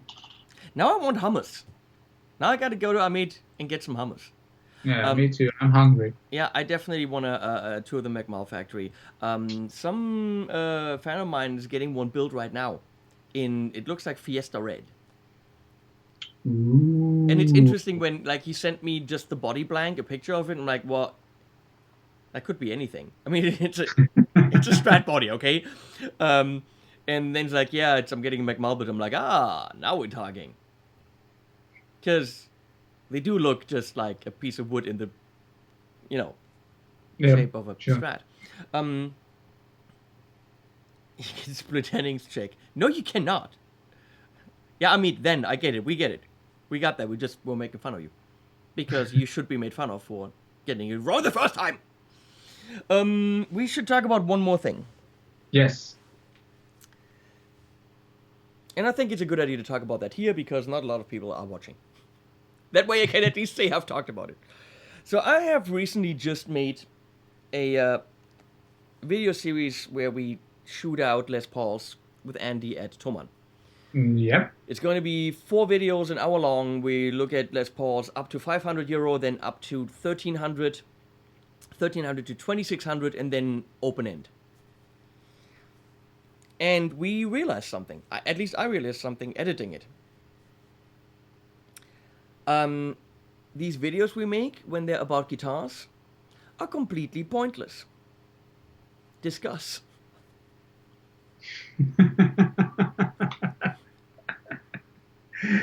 Yeah, I think you mentioned that on Dave's live stream, and yeah, I kind of get that. There's like there's so much debate over the I like. mean, I went down there with serious equipment, camera Yep, gear. I went down there with a good recorder. I went down there with Sennheiser mic in front of a Dirty Shirley, which is an amp that is very revealing. I mean, the Dirty Shirley will show you everything. It's got a great clean sure. sound, and then you push it. It's a great rock amp. It's perfect for the Les Paul. I brought my aux, so I'm recording it with an aux, which is very detailed, and a mic. And usually when you test guitars, obviously you have a feeling about how it plays, which you have to communicate to your audience. But when Andy's sitting next to me and he feels about what I'm playing exactly the same way that I feel about it, Mm, then it's not just how it plays, it's also how it sounds, because he could tell the same thing. There was, for example, this one thing where we did this one, I'm not going to give it away too much, this one guitar, and then he's like, no, go back to the other one. And we trade back and forth, and I play one note, and he immediately says, oh, no contest. I felt the same way, he felt the same way, he could hear it immediately in the room. mm. In the video, there was literally no difference. The difference that he felt in the room, that I felt in the room, couldn't be captured with mics or very high-end universal audio aux, speaker simulators. And in the last video, where we're talking about anything goes in terms of price range, where we compare 9,000 euro guitars, Mm. the difference was very clear between the one that we picked as a winner and, other guitars. It was clear when I played the note, and he sat next to me, so he wasn't touching the guitar, he wasn't experiencing it as a player, and he felt the same way. So the question is, what is in the room that cannot be captured with cameras and microphones? What aspect is it that I felt and that he felt that simply cannot be transported through a recording? The only thing I can think of is like, I don't know, using a room microphone.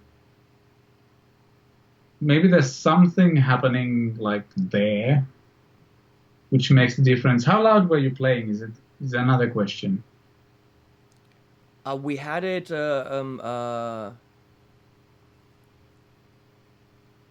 attenuated, but it was a good full room sound, let's put it that way. I'm wondering if reflections from the walls, but then it wouldn't be the guitar. I mean, the guitar is being captured direct by the speaker simulator and the mic. So if it's reflections, then it's the room that makes the difference, not the guitar. Yeah. I'm wondering, is it a vibration directly from the body that goes to you sitting in front of it? Mm. That I can obviously feel because I'm playing it, and Andy can obviously feel because he's close to me, because he was really close to me. And something that he can still feel even though he's not holding the guitar, but that obviously doesn't get recorded. Yep. Yeah, I think it might be, at least part of it is the acoustic sound of the guitar. You have to be really loud not to hear it at all, like actually really loud. And that affects how you kind of feel the whole thing. Okay, Amit just said you're missing the moving air from the speakers going to your bones. Okay, but when I play it back on my system here, shouldn't I also feel the air moving and it's going to my bones? I mean, when it's being played back, all the nuances between these very high-end guitars being recorded with a very high-end amp and all that stuff go away. And in the recording, don't get transported again. So if it's the air moving, well, I can move the air here. But also all the microphones and everything do affect the end result. Because they're filters, basically. They capture different frequencies differently. By the way, Amit, I very much agree that Dr. Mengele is not funny. dude, you should really change that. That's in no way ever funny to anyone in the world. Just letting you know. Love you and thanks for watching, but just be a little bit more subtle. Come on. Yeah, it's there was definitely. I put a title in the video saying, because in the video we're like, oh, the difference is huge, and I'm watching it back, editing, I'm like, that sounded exactly the same. I'm like, what are we talking about? Because I couldn't hear it anymore. And like, what are these two guys in the video talking about? So I put a title there saying, this just showed me how important it is to trust the people that you're watching. Mm. Which brings us back to how awesome we are. I mean, come on. It's all about us in the end. And also Agufish, okay. But you need, like, if you're watching YouTube video, don't be the guy that says, shut up and play the guitar. You know what? There's only some information in playing the guitar. Us describing and us voicing an ecstatic, like, whoa, or listen, or how that feels, because we're in the room and we're experiencing it for you. So don't tell us to shut up about it. You should actually ask us to voice more about the feelings we're having, because I think that means more than the recorded sound. That being said, is the recorded sound of those guitars is, unless it's about you experiencing it and having fun with an instrument you bought, which always counts, but is really what gets transported onto an album, onto an audience live. So the recorded sound with a mic or speaker simulator is really what you can capture on a song. The feeling in the room with the guitar you cannot capture in a song. Which brings us to the question... But the argument, anytime somebody talks about this, my counter argument is that when you have an instrument that's high, I don't care whether it's high end or anything, but when you have an instrument that you really feel and that makes you excited and like, I believe that it adds to your playing. Absolutely, and that's definitely like why. So I've got this FGN here, LS30, great guitar for 1850, great guitar. And I would guarantee you that if I recorded with that guitar versus the guitar in any price range that won, best guitar we've had among these, I don't know how many guitars. I gotta hang this guy up.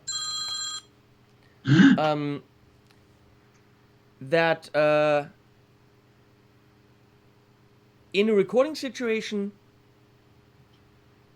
you wouldn't hear the difference, it. But of course, the way that I would play that winner guitar versus the really, really amazing LS30 from FGN would be different.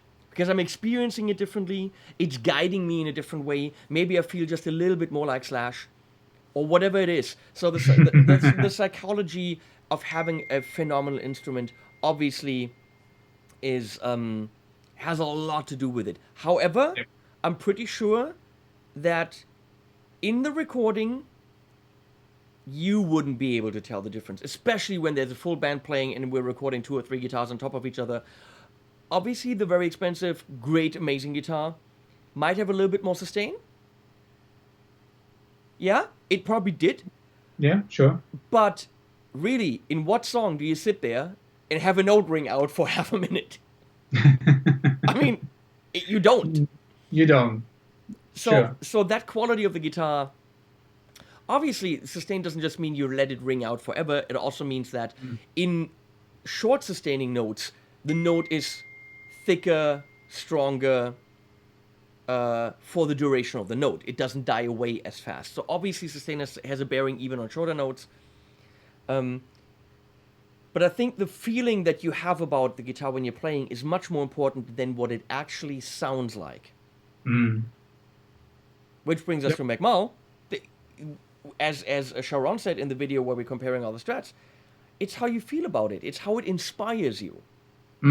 I think the guy could take a Harley Benton, record a song with it, and make you cry and absolutely floor you. I think it's fully possible that he could do that. Sure. How he feels doing it and what notes he jumps to and the music he creates is probably different. Yep.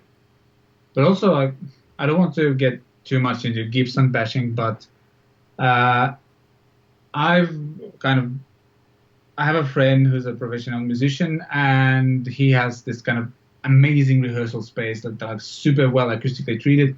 And we actually did some tests. We took a 5.5K Gibson, I think, and we replaced the pickups that came with a brand called Sheptone, which makes one of the best kind of vintage style humbuckers.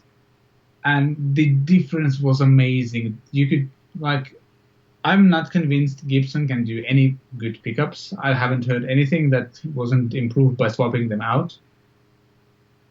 And I don't know. I guess if you were trying high-end Gibsons, even the highest end I've ever tried, they still have the same issue with the pickups. The pickups don't bring out those guitars as well as they could. That's my personal opinion. Somebody can debate me about that. I can't say an awful lot more than you have to watch that last video then. Because, yeah. Sometimes they just have something. I mean, you have to watch them. When is it coming out? They're starting. I just I'm doing my Harley Benton videos first, and then of course there's videos that no one cares about, but I do those because you have to watch them. Sure. Tomorrow we've got me fiddling around with an Evo. Then on let's do this. Tomorrow you got me and Evo and 2 other guys. On Friday you have the Thomann Guitar Caddy Prototype 2. Tell us what you think about it.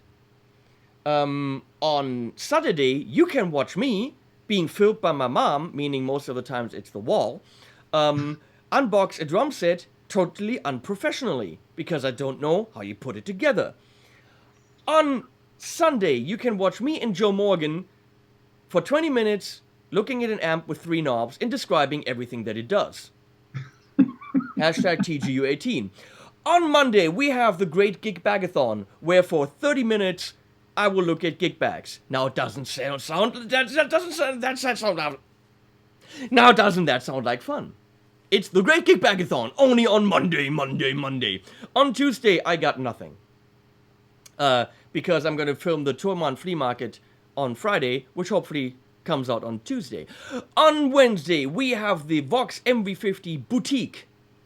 Watch it to find out if the boutique is any good. On Thursday, on the 26th, we have the Vox MV50 Rock. Watch it to find out if it can rock.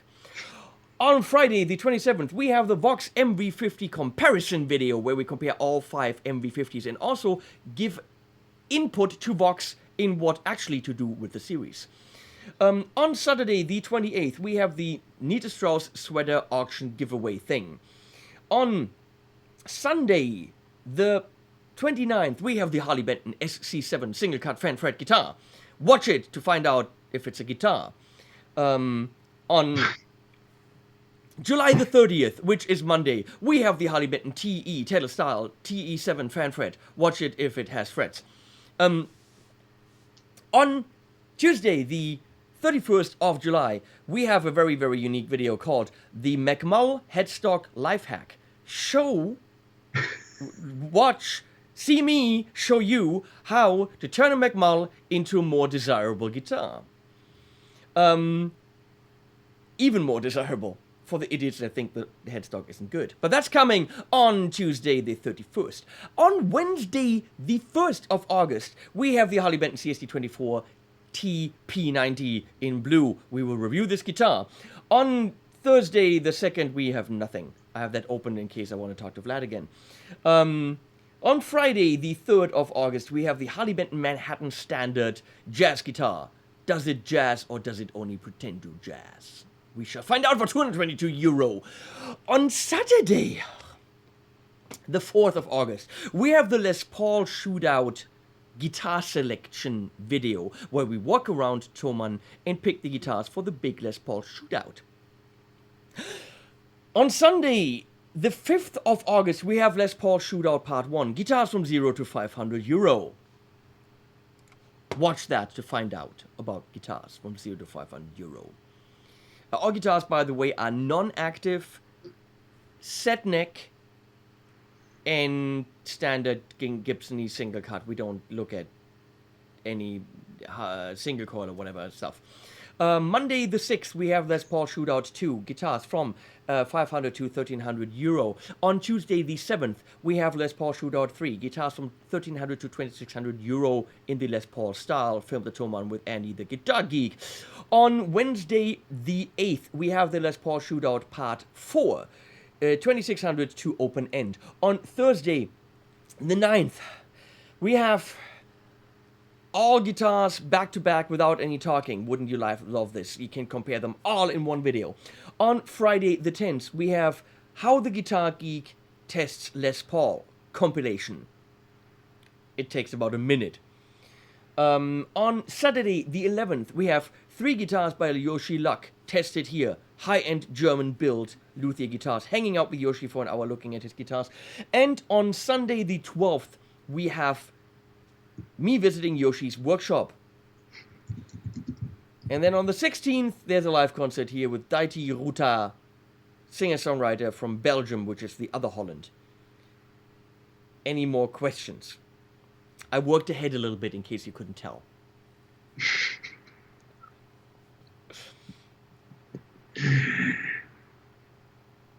Agofish says, are all these filmed already? They're all filmed, put online, scheduled, thumbnails ready. I'm done until the 12th. Yes. Cool. But that means I have to now make videos for the rest of August. Well, I'm gonna start tomorrow with Michiel. You could actually help me with that. Are you gonna film Michiel? Michiel's gonna help me film some videos tomorrow. I had questions earlier, but I forgot.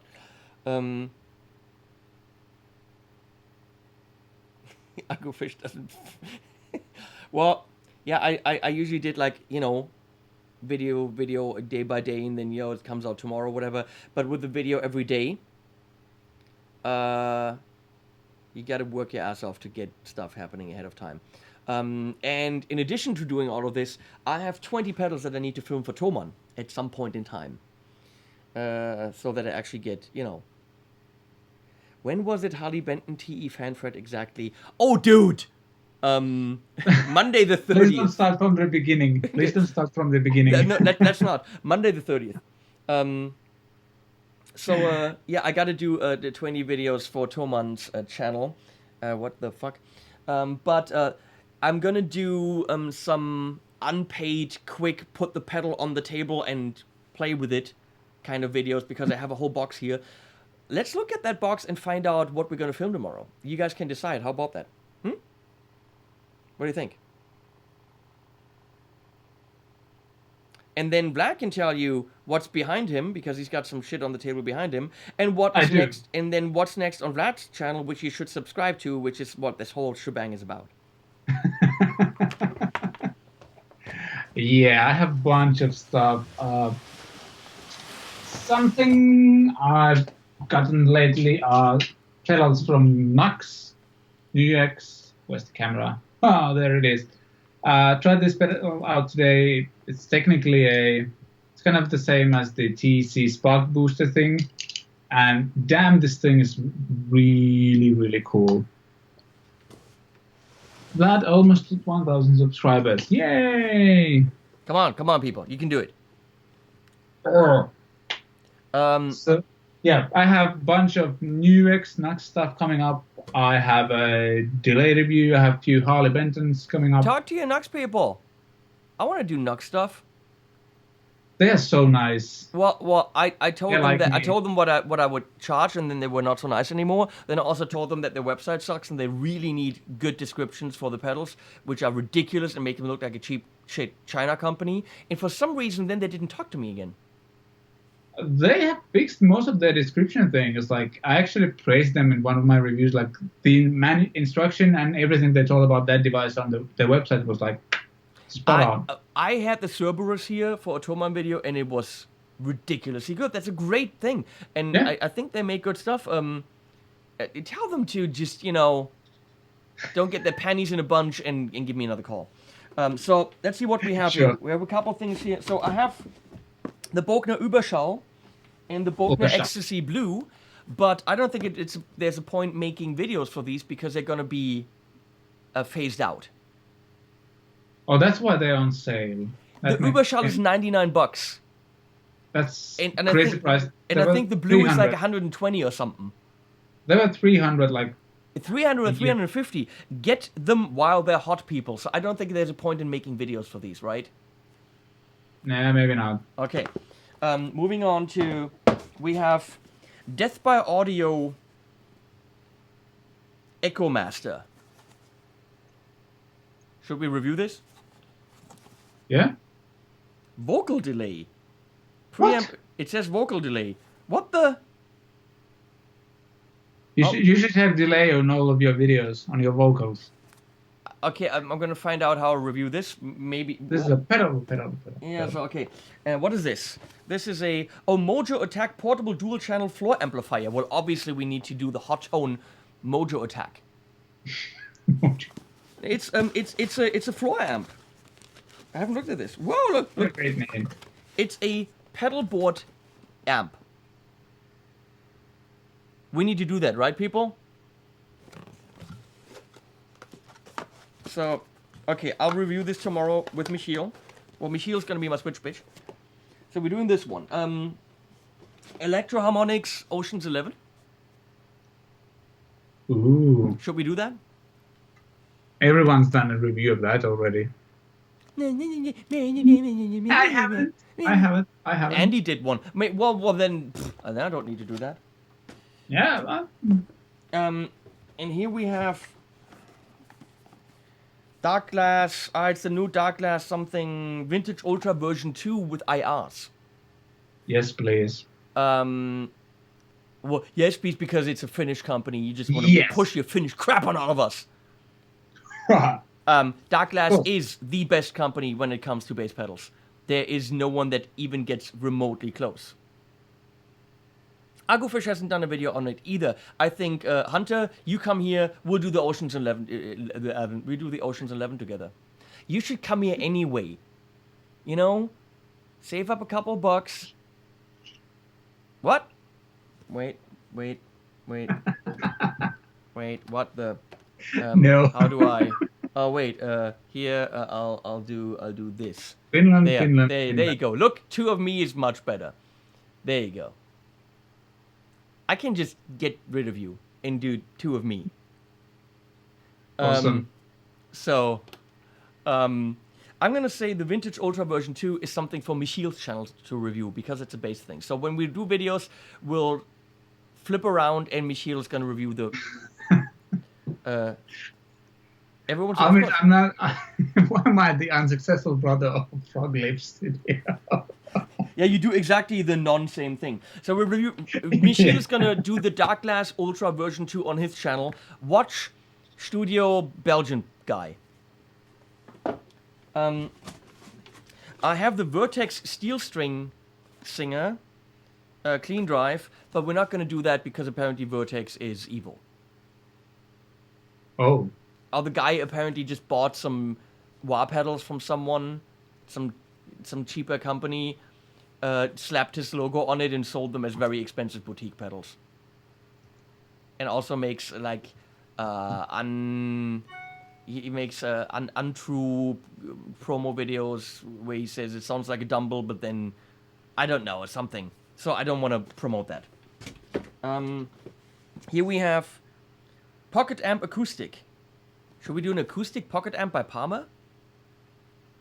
Sure. Jay Überschalls for 99 at Thomann. I told that already. Yeah, but he didn't pay attention. And Jay, before you go to Thomann, please use one of my links to go to Thomann's hashtag I need to eat. We have a T-Rex box. What is this? The Vulture Distortion. Should we review the Vulture Distortion? Anyone? I have, what else do I have? God, I gotta do so many. Oh, more Dark Glass from Michiel. Microtroops B3K CMOS Space Overdrive. Oh man, that's such a good title. Is it? I haven't. Well, Michiel's gonna review this tomorrow. Hashtag Belgian Bass Dude channel. Nitros Hypergain Distortion. That's even more than distortion. That's hypergain distortion. So we got anyone who wants that? Who wants that? Later, oily. Yes to all, says Riley. No, we're not going to recap the last hour and a half, Michiel. The more E-Lady analog flanger pedal. I have a feeling that I already did this. I have the Mod Duo here, but I'm not going to do a review of this because that's going to be 7 hours long. I'm dreading doing this for Toman because I don't quite know how to do it yet. What else do I have? What is this? The Black Country Customs. Ah, it's a Tony Iommi Black Country Customs Tony Iommi boost. It's a Tony Iommi boost. Doing a boost pedal for Toman is always fun. Good.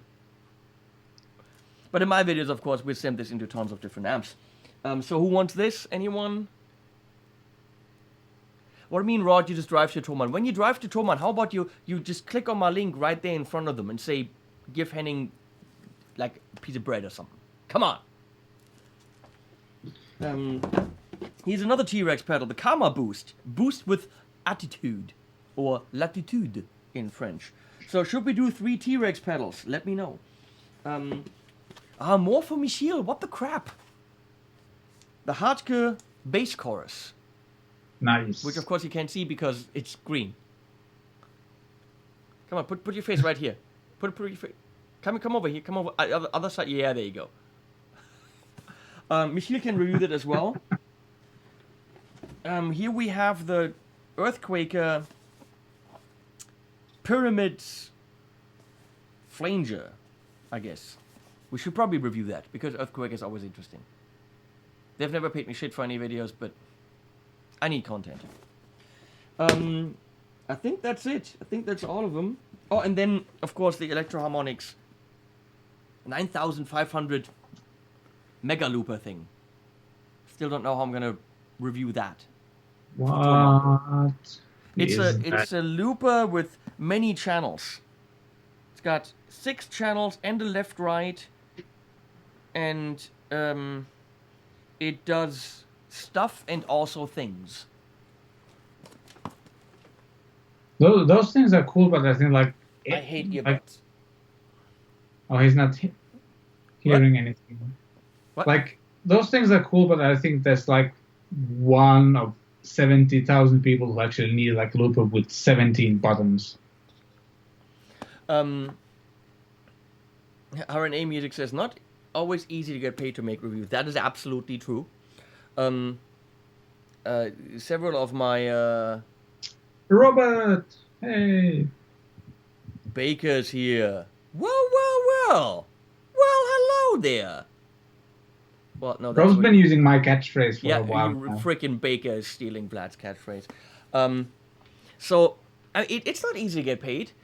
What if I do this? I have a box here from Toman. I'm doing Toman official videos for their website, and I might just do a quick and dirty, take it, throw it on the table, tell you what I think. That way, in an afternoon, I can create content for a week. And no, I'm not getting paid for that. If I call T-Rex and says, well, I would like to have money for something I've already done, they're like, but we've discussed pricing and how to do what we do and how to do it fairly and how to do it still honestly and openly. And some of my colleagues, Hunter, no, not just Hunter, anyone, they were like, well, Henning, you're too cheap at what you do, because I'm trying to get the freaking jobs in. And of course, if you call up a lot of money, then companies are like, but they're like, well, if you ask for that price with the subs you have and the brilliant quality that you provide and the shitty playing that you do, then it's harder for us to also ask for money, which is true.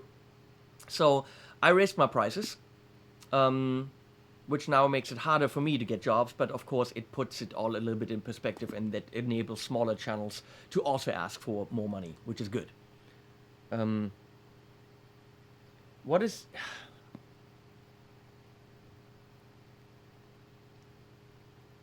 Hey Robert, let's say that. Is it the Laney TI boost? I don't know if it's Laney. It doesn't say Laney. It says...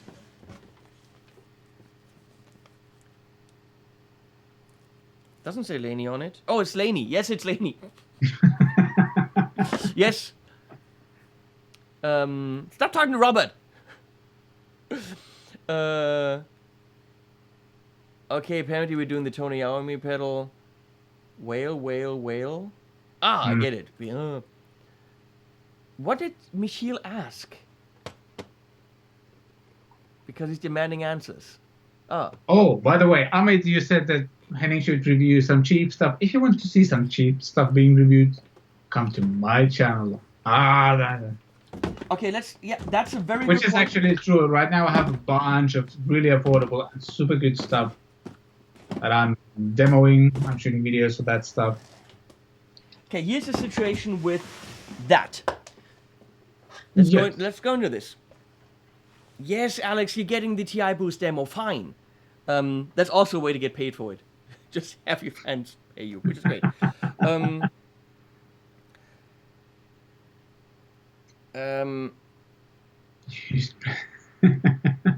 Use Behringer Overdrive review, yeah. Sure. So here's the thing Thanks, with Amit. why Vlad would have more videos of cheap stuff than I now have. When you start out as a YouTuber reviewing pedals, the only ones that are being sent to you because you have no subs and possibly a lower quality because you haven't invested in all the high-end camera gear yet, because why would you? Because your channel's not making you any money, right? I mean, Vlad obviously has invested in nice cameras, and he's got the lights, and he got tried orbit shit, which you have to invest. So the companies that are willing to send you stuff are Chinese companies. Because A, for them, the product is dirt cheap. A Chinese pedal is $8 in production. So if they send you 3, 4, 5 pedals, it doesn't cost them shit. And smaller channels don't usually ask for payment because they're trying to build their viewers up and their quality, and all they need is just fodder for the channel. They need stuff to review. And the companies that are willing to send you stuff are Chinese companies. So therefore, a smaller channel has the cheaper budget gear. And that's why I started with Moore and Joyo and other Chinese brands, as we all do. Now, as you get bigger companies are looking at you, and they're saying, oh, that's cool, how can we get a review done? And you're thinking, well, I'm trying to make money here. Those are bigger companies. Let's ask for some money. And those companies do make money. They're willing to spend money. Their products are more expensive, and therefore you can actually get paid.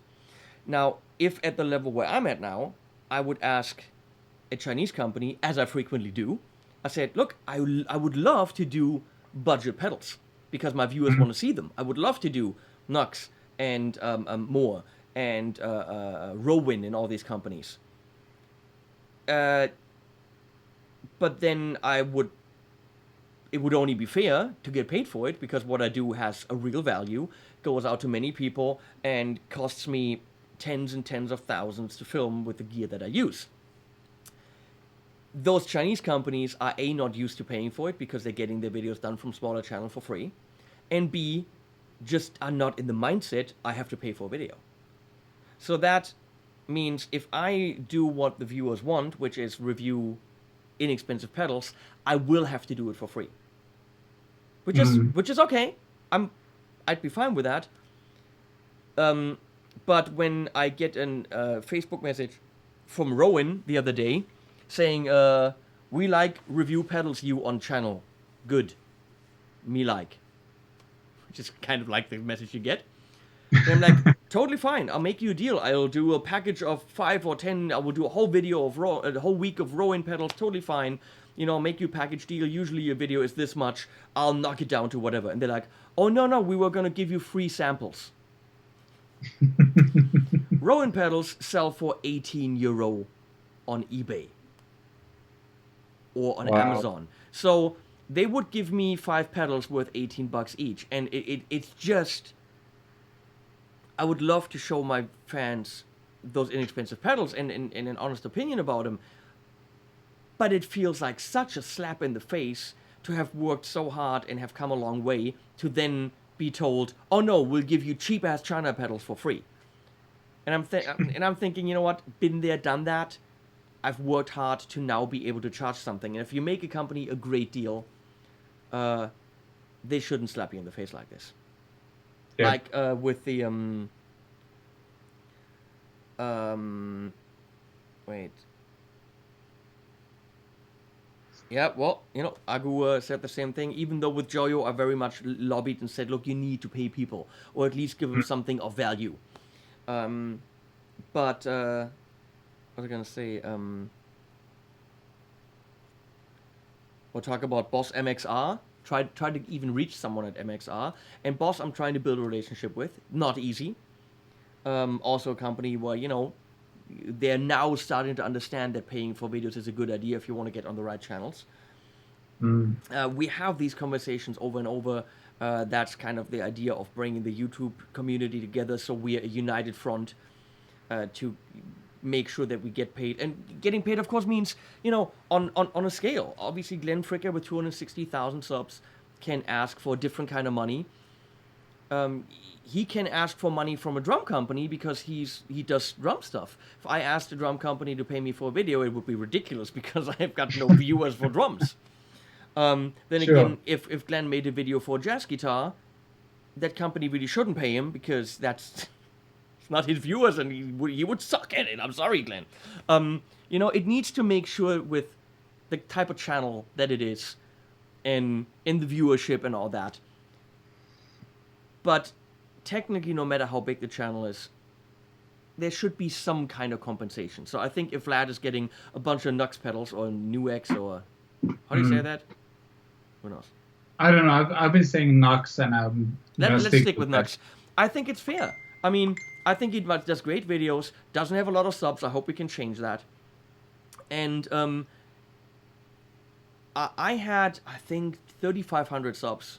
And I went to a trade show in Frankfurt, Musikmesse, and I was so amazed that Søren Jongberg from Karl Martin didn't laugh at me. It's Karl Martin, okay? It's a huge, big company and, you know, great pedals and big endorsers. And he didn't laugh at me, and he says, oh, great videos. I showed him on my iPad, and he's like, I'll send you something. And I didn't charge him for that, and you know what? Because he believed in my channel early on, I'll never charge him for anything. Anything Søren needs from me, he'll always get videos done. I'll never ever charge him anything. Because companies that believed in us early on, you know what? They're our buddies. So, yeah, would I like to do budget pedals? Absolutely. I'd love to continue to look at Chinese pedals. But then on the other hand, if I can get a... What am I getting now? If I'm doing a Chase Bliss pedal, which are brilliant, okay, and I get to keep a Chase Bliss pedal, which are rather expensive, and I can charge them for it, and they'll happily pay me to make a very complicated 1-hour video for Chase Bliss. Obviously, that's higher on my agenda than getting a Rowan 18 euro pedal that I have to review for free. Okay, that's nothing against my viewers or not trying to cater to a budget audience, but it needs to be fair.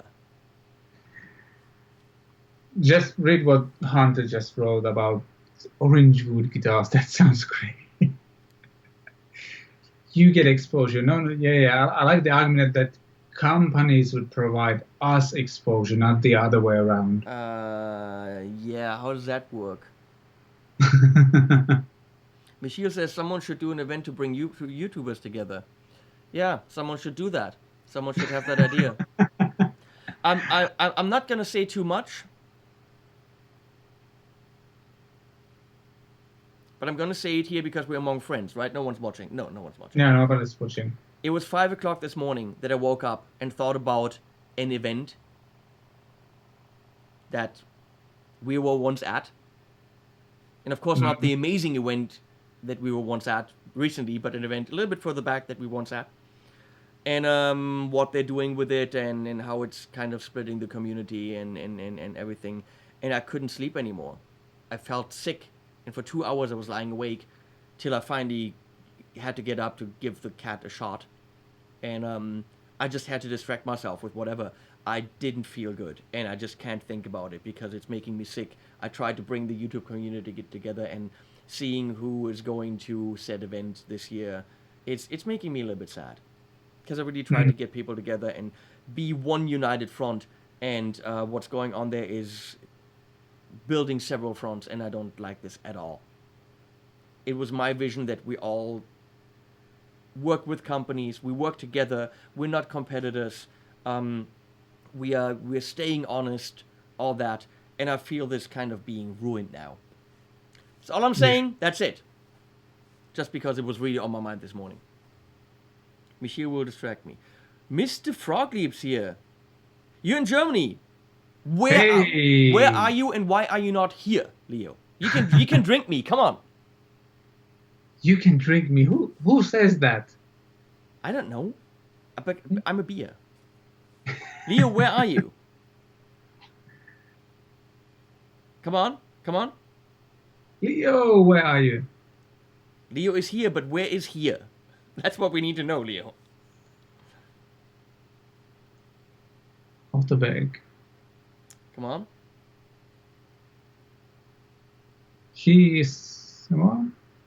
Waiting. Oh. Camping in Otterberg.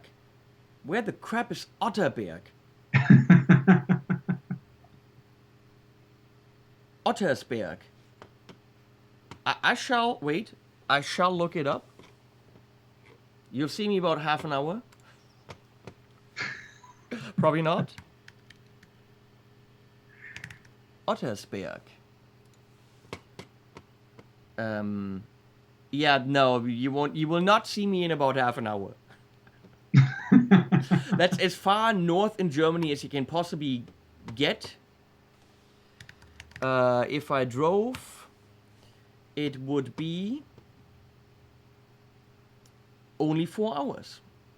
That's not bad. Yeah, so, no. Too bad. By the way, Leo, not that I've seen any of it, but the fact that you're doing the live shows and that you're, like, playing it like freaking Caesar's Palace and stuff, dude, props to you. Like, wow. And, I know it sounds very stupid, but it's not like I haven't said stupid stuff before. I'm proud to know you and that you belong to our community. That's cool. I mean, you don't do reviews and stuff, so you're not quite as cool as us, okay? I mean, us. I mean, you know. But you're almost as cool as us, okay? Almost. Yeah, because music is about gear, not the music. Well, yeah, duh. Actually, Leo, I mean, I know you won't, but still, you could. I'm doing live stream concerts now. 9 cameras rolling. I just bought a €2,000 digital mixer. I've got a drum kit here from Tama. I'm getting ready to do live concerts from right here. I've done 2 already, which are more singer-songwriter stuff. But you know where I'm going? Live concert, live stream, cameras rolling, recording it in 4K. I might even give you the SD card so you can do stuff with it. Just saying. Just saying.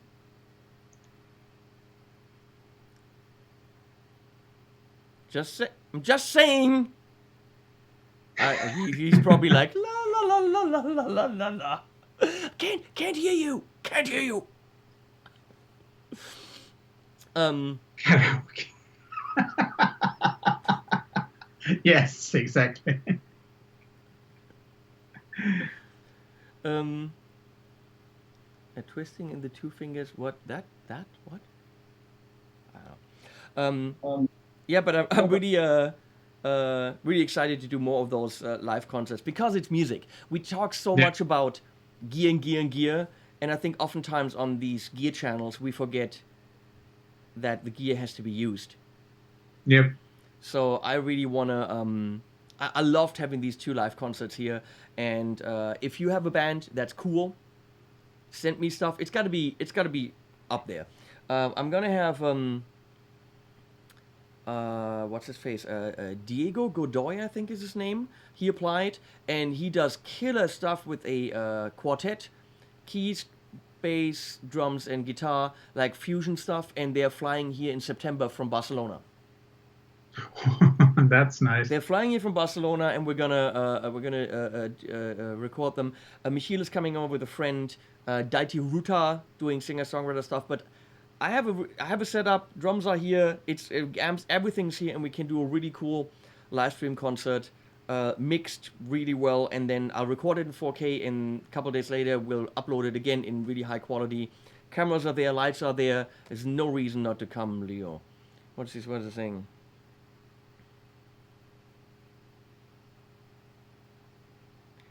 Well, come here and do one too. I offer you coffee. So that's all I can really offer you. But that would be actually cool. Of course, Yamaha inline 6 makes sense since you use their gear.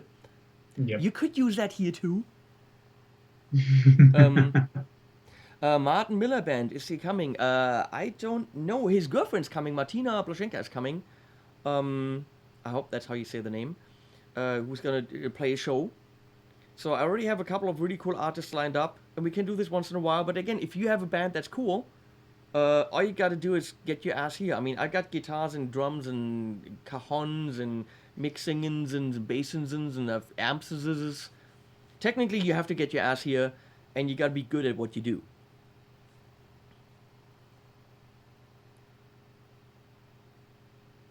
Your Saturday live stream concerts are the bomb, even if they're on Sundays. Yes, Leo, you also get to play with the dogs. How about that? All I'm saying is, I'd love to have you. It would be a blast. So, any of you people that have cool bands and music, Vlad, don't you have a band or something? Not anymore. Don't you have a sister? I do. Can you send her? I'll have to ask her. Is she legal? Wouldn't she like to meet a middle-aged creepy guy? Who doesn't?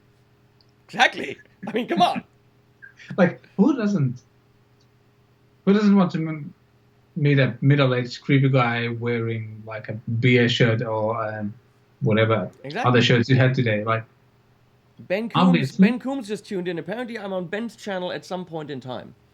Hey, Ben. Check out. I'm on Ben's channel. I can tell you when. Next week, Friday. Nice. At 7 p.m. my time, which is some kind of American time that I do not know. By the way, Henning, we probably should wrap up because I have an emergency Skype call in half an hour and I'd like to eat before that. Yeah, I haven't eaten at all, so I should probably do that.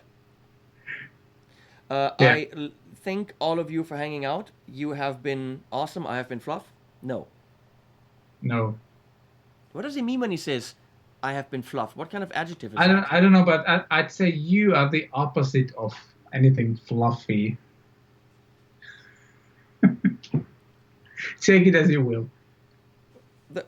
The foam looks fluffy. Nah. I don't know. Maybe not. Alex waves. Thanks. So Michiel's going to be here tomorrow. We're going to film videos for his channel because apparently I've got bass stuff and who wants to hear from me about bass? We're going to film some stuff for my channel so we got more content past the 12th. Thank you, Iron A Music. Please check out. I think I've seen you somewhere. Need to check that out again. Seriously, people, Vlad has great videos.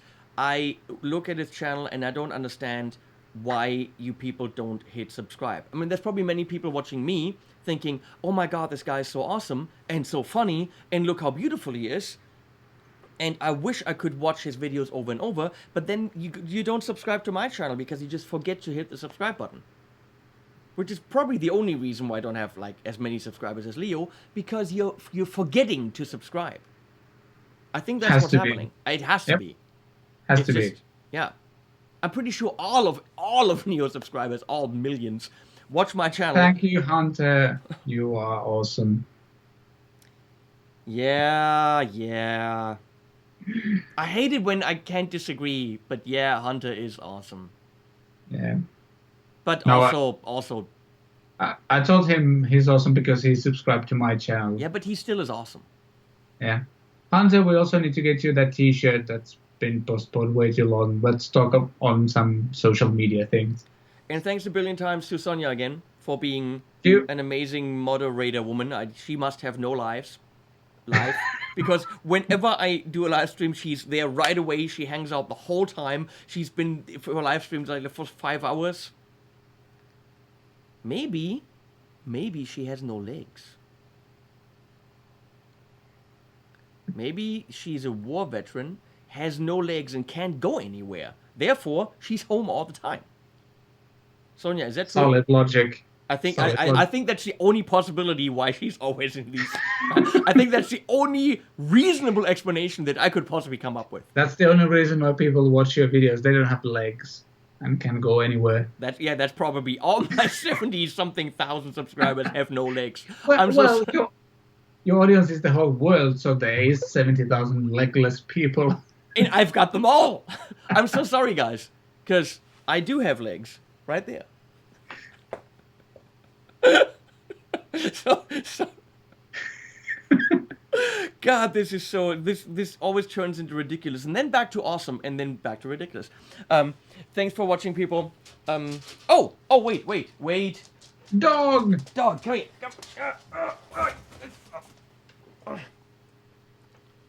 There we go. Oh. Now Michiel is happy. Michiel will feed him tomorrow way too many treats. This is Exy. Exy Schmexy. Exy. Good that you're not green. Imagine you were green. That would suck. Exy? Say goodbye to the people. They're over there. X, they're over... No, look over there. No. Animals at the end. Animals Exactly. at the end. Is there another one? Can we have another one? Why are you so wet? Oh, they were in a creek, apparently. Can I have another dog to say goodbye? There's one. Oh, the evil one. Great. Give me the evil one. Thanks. Then you have to sit here. You say goodbye. Come on.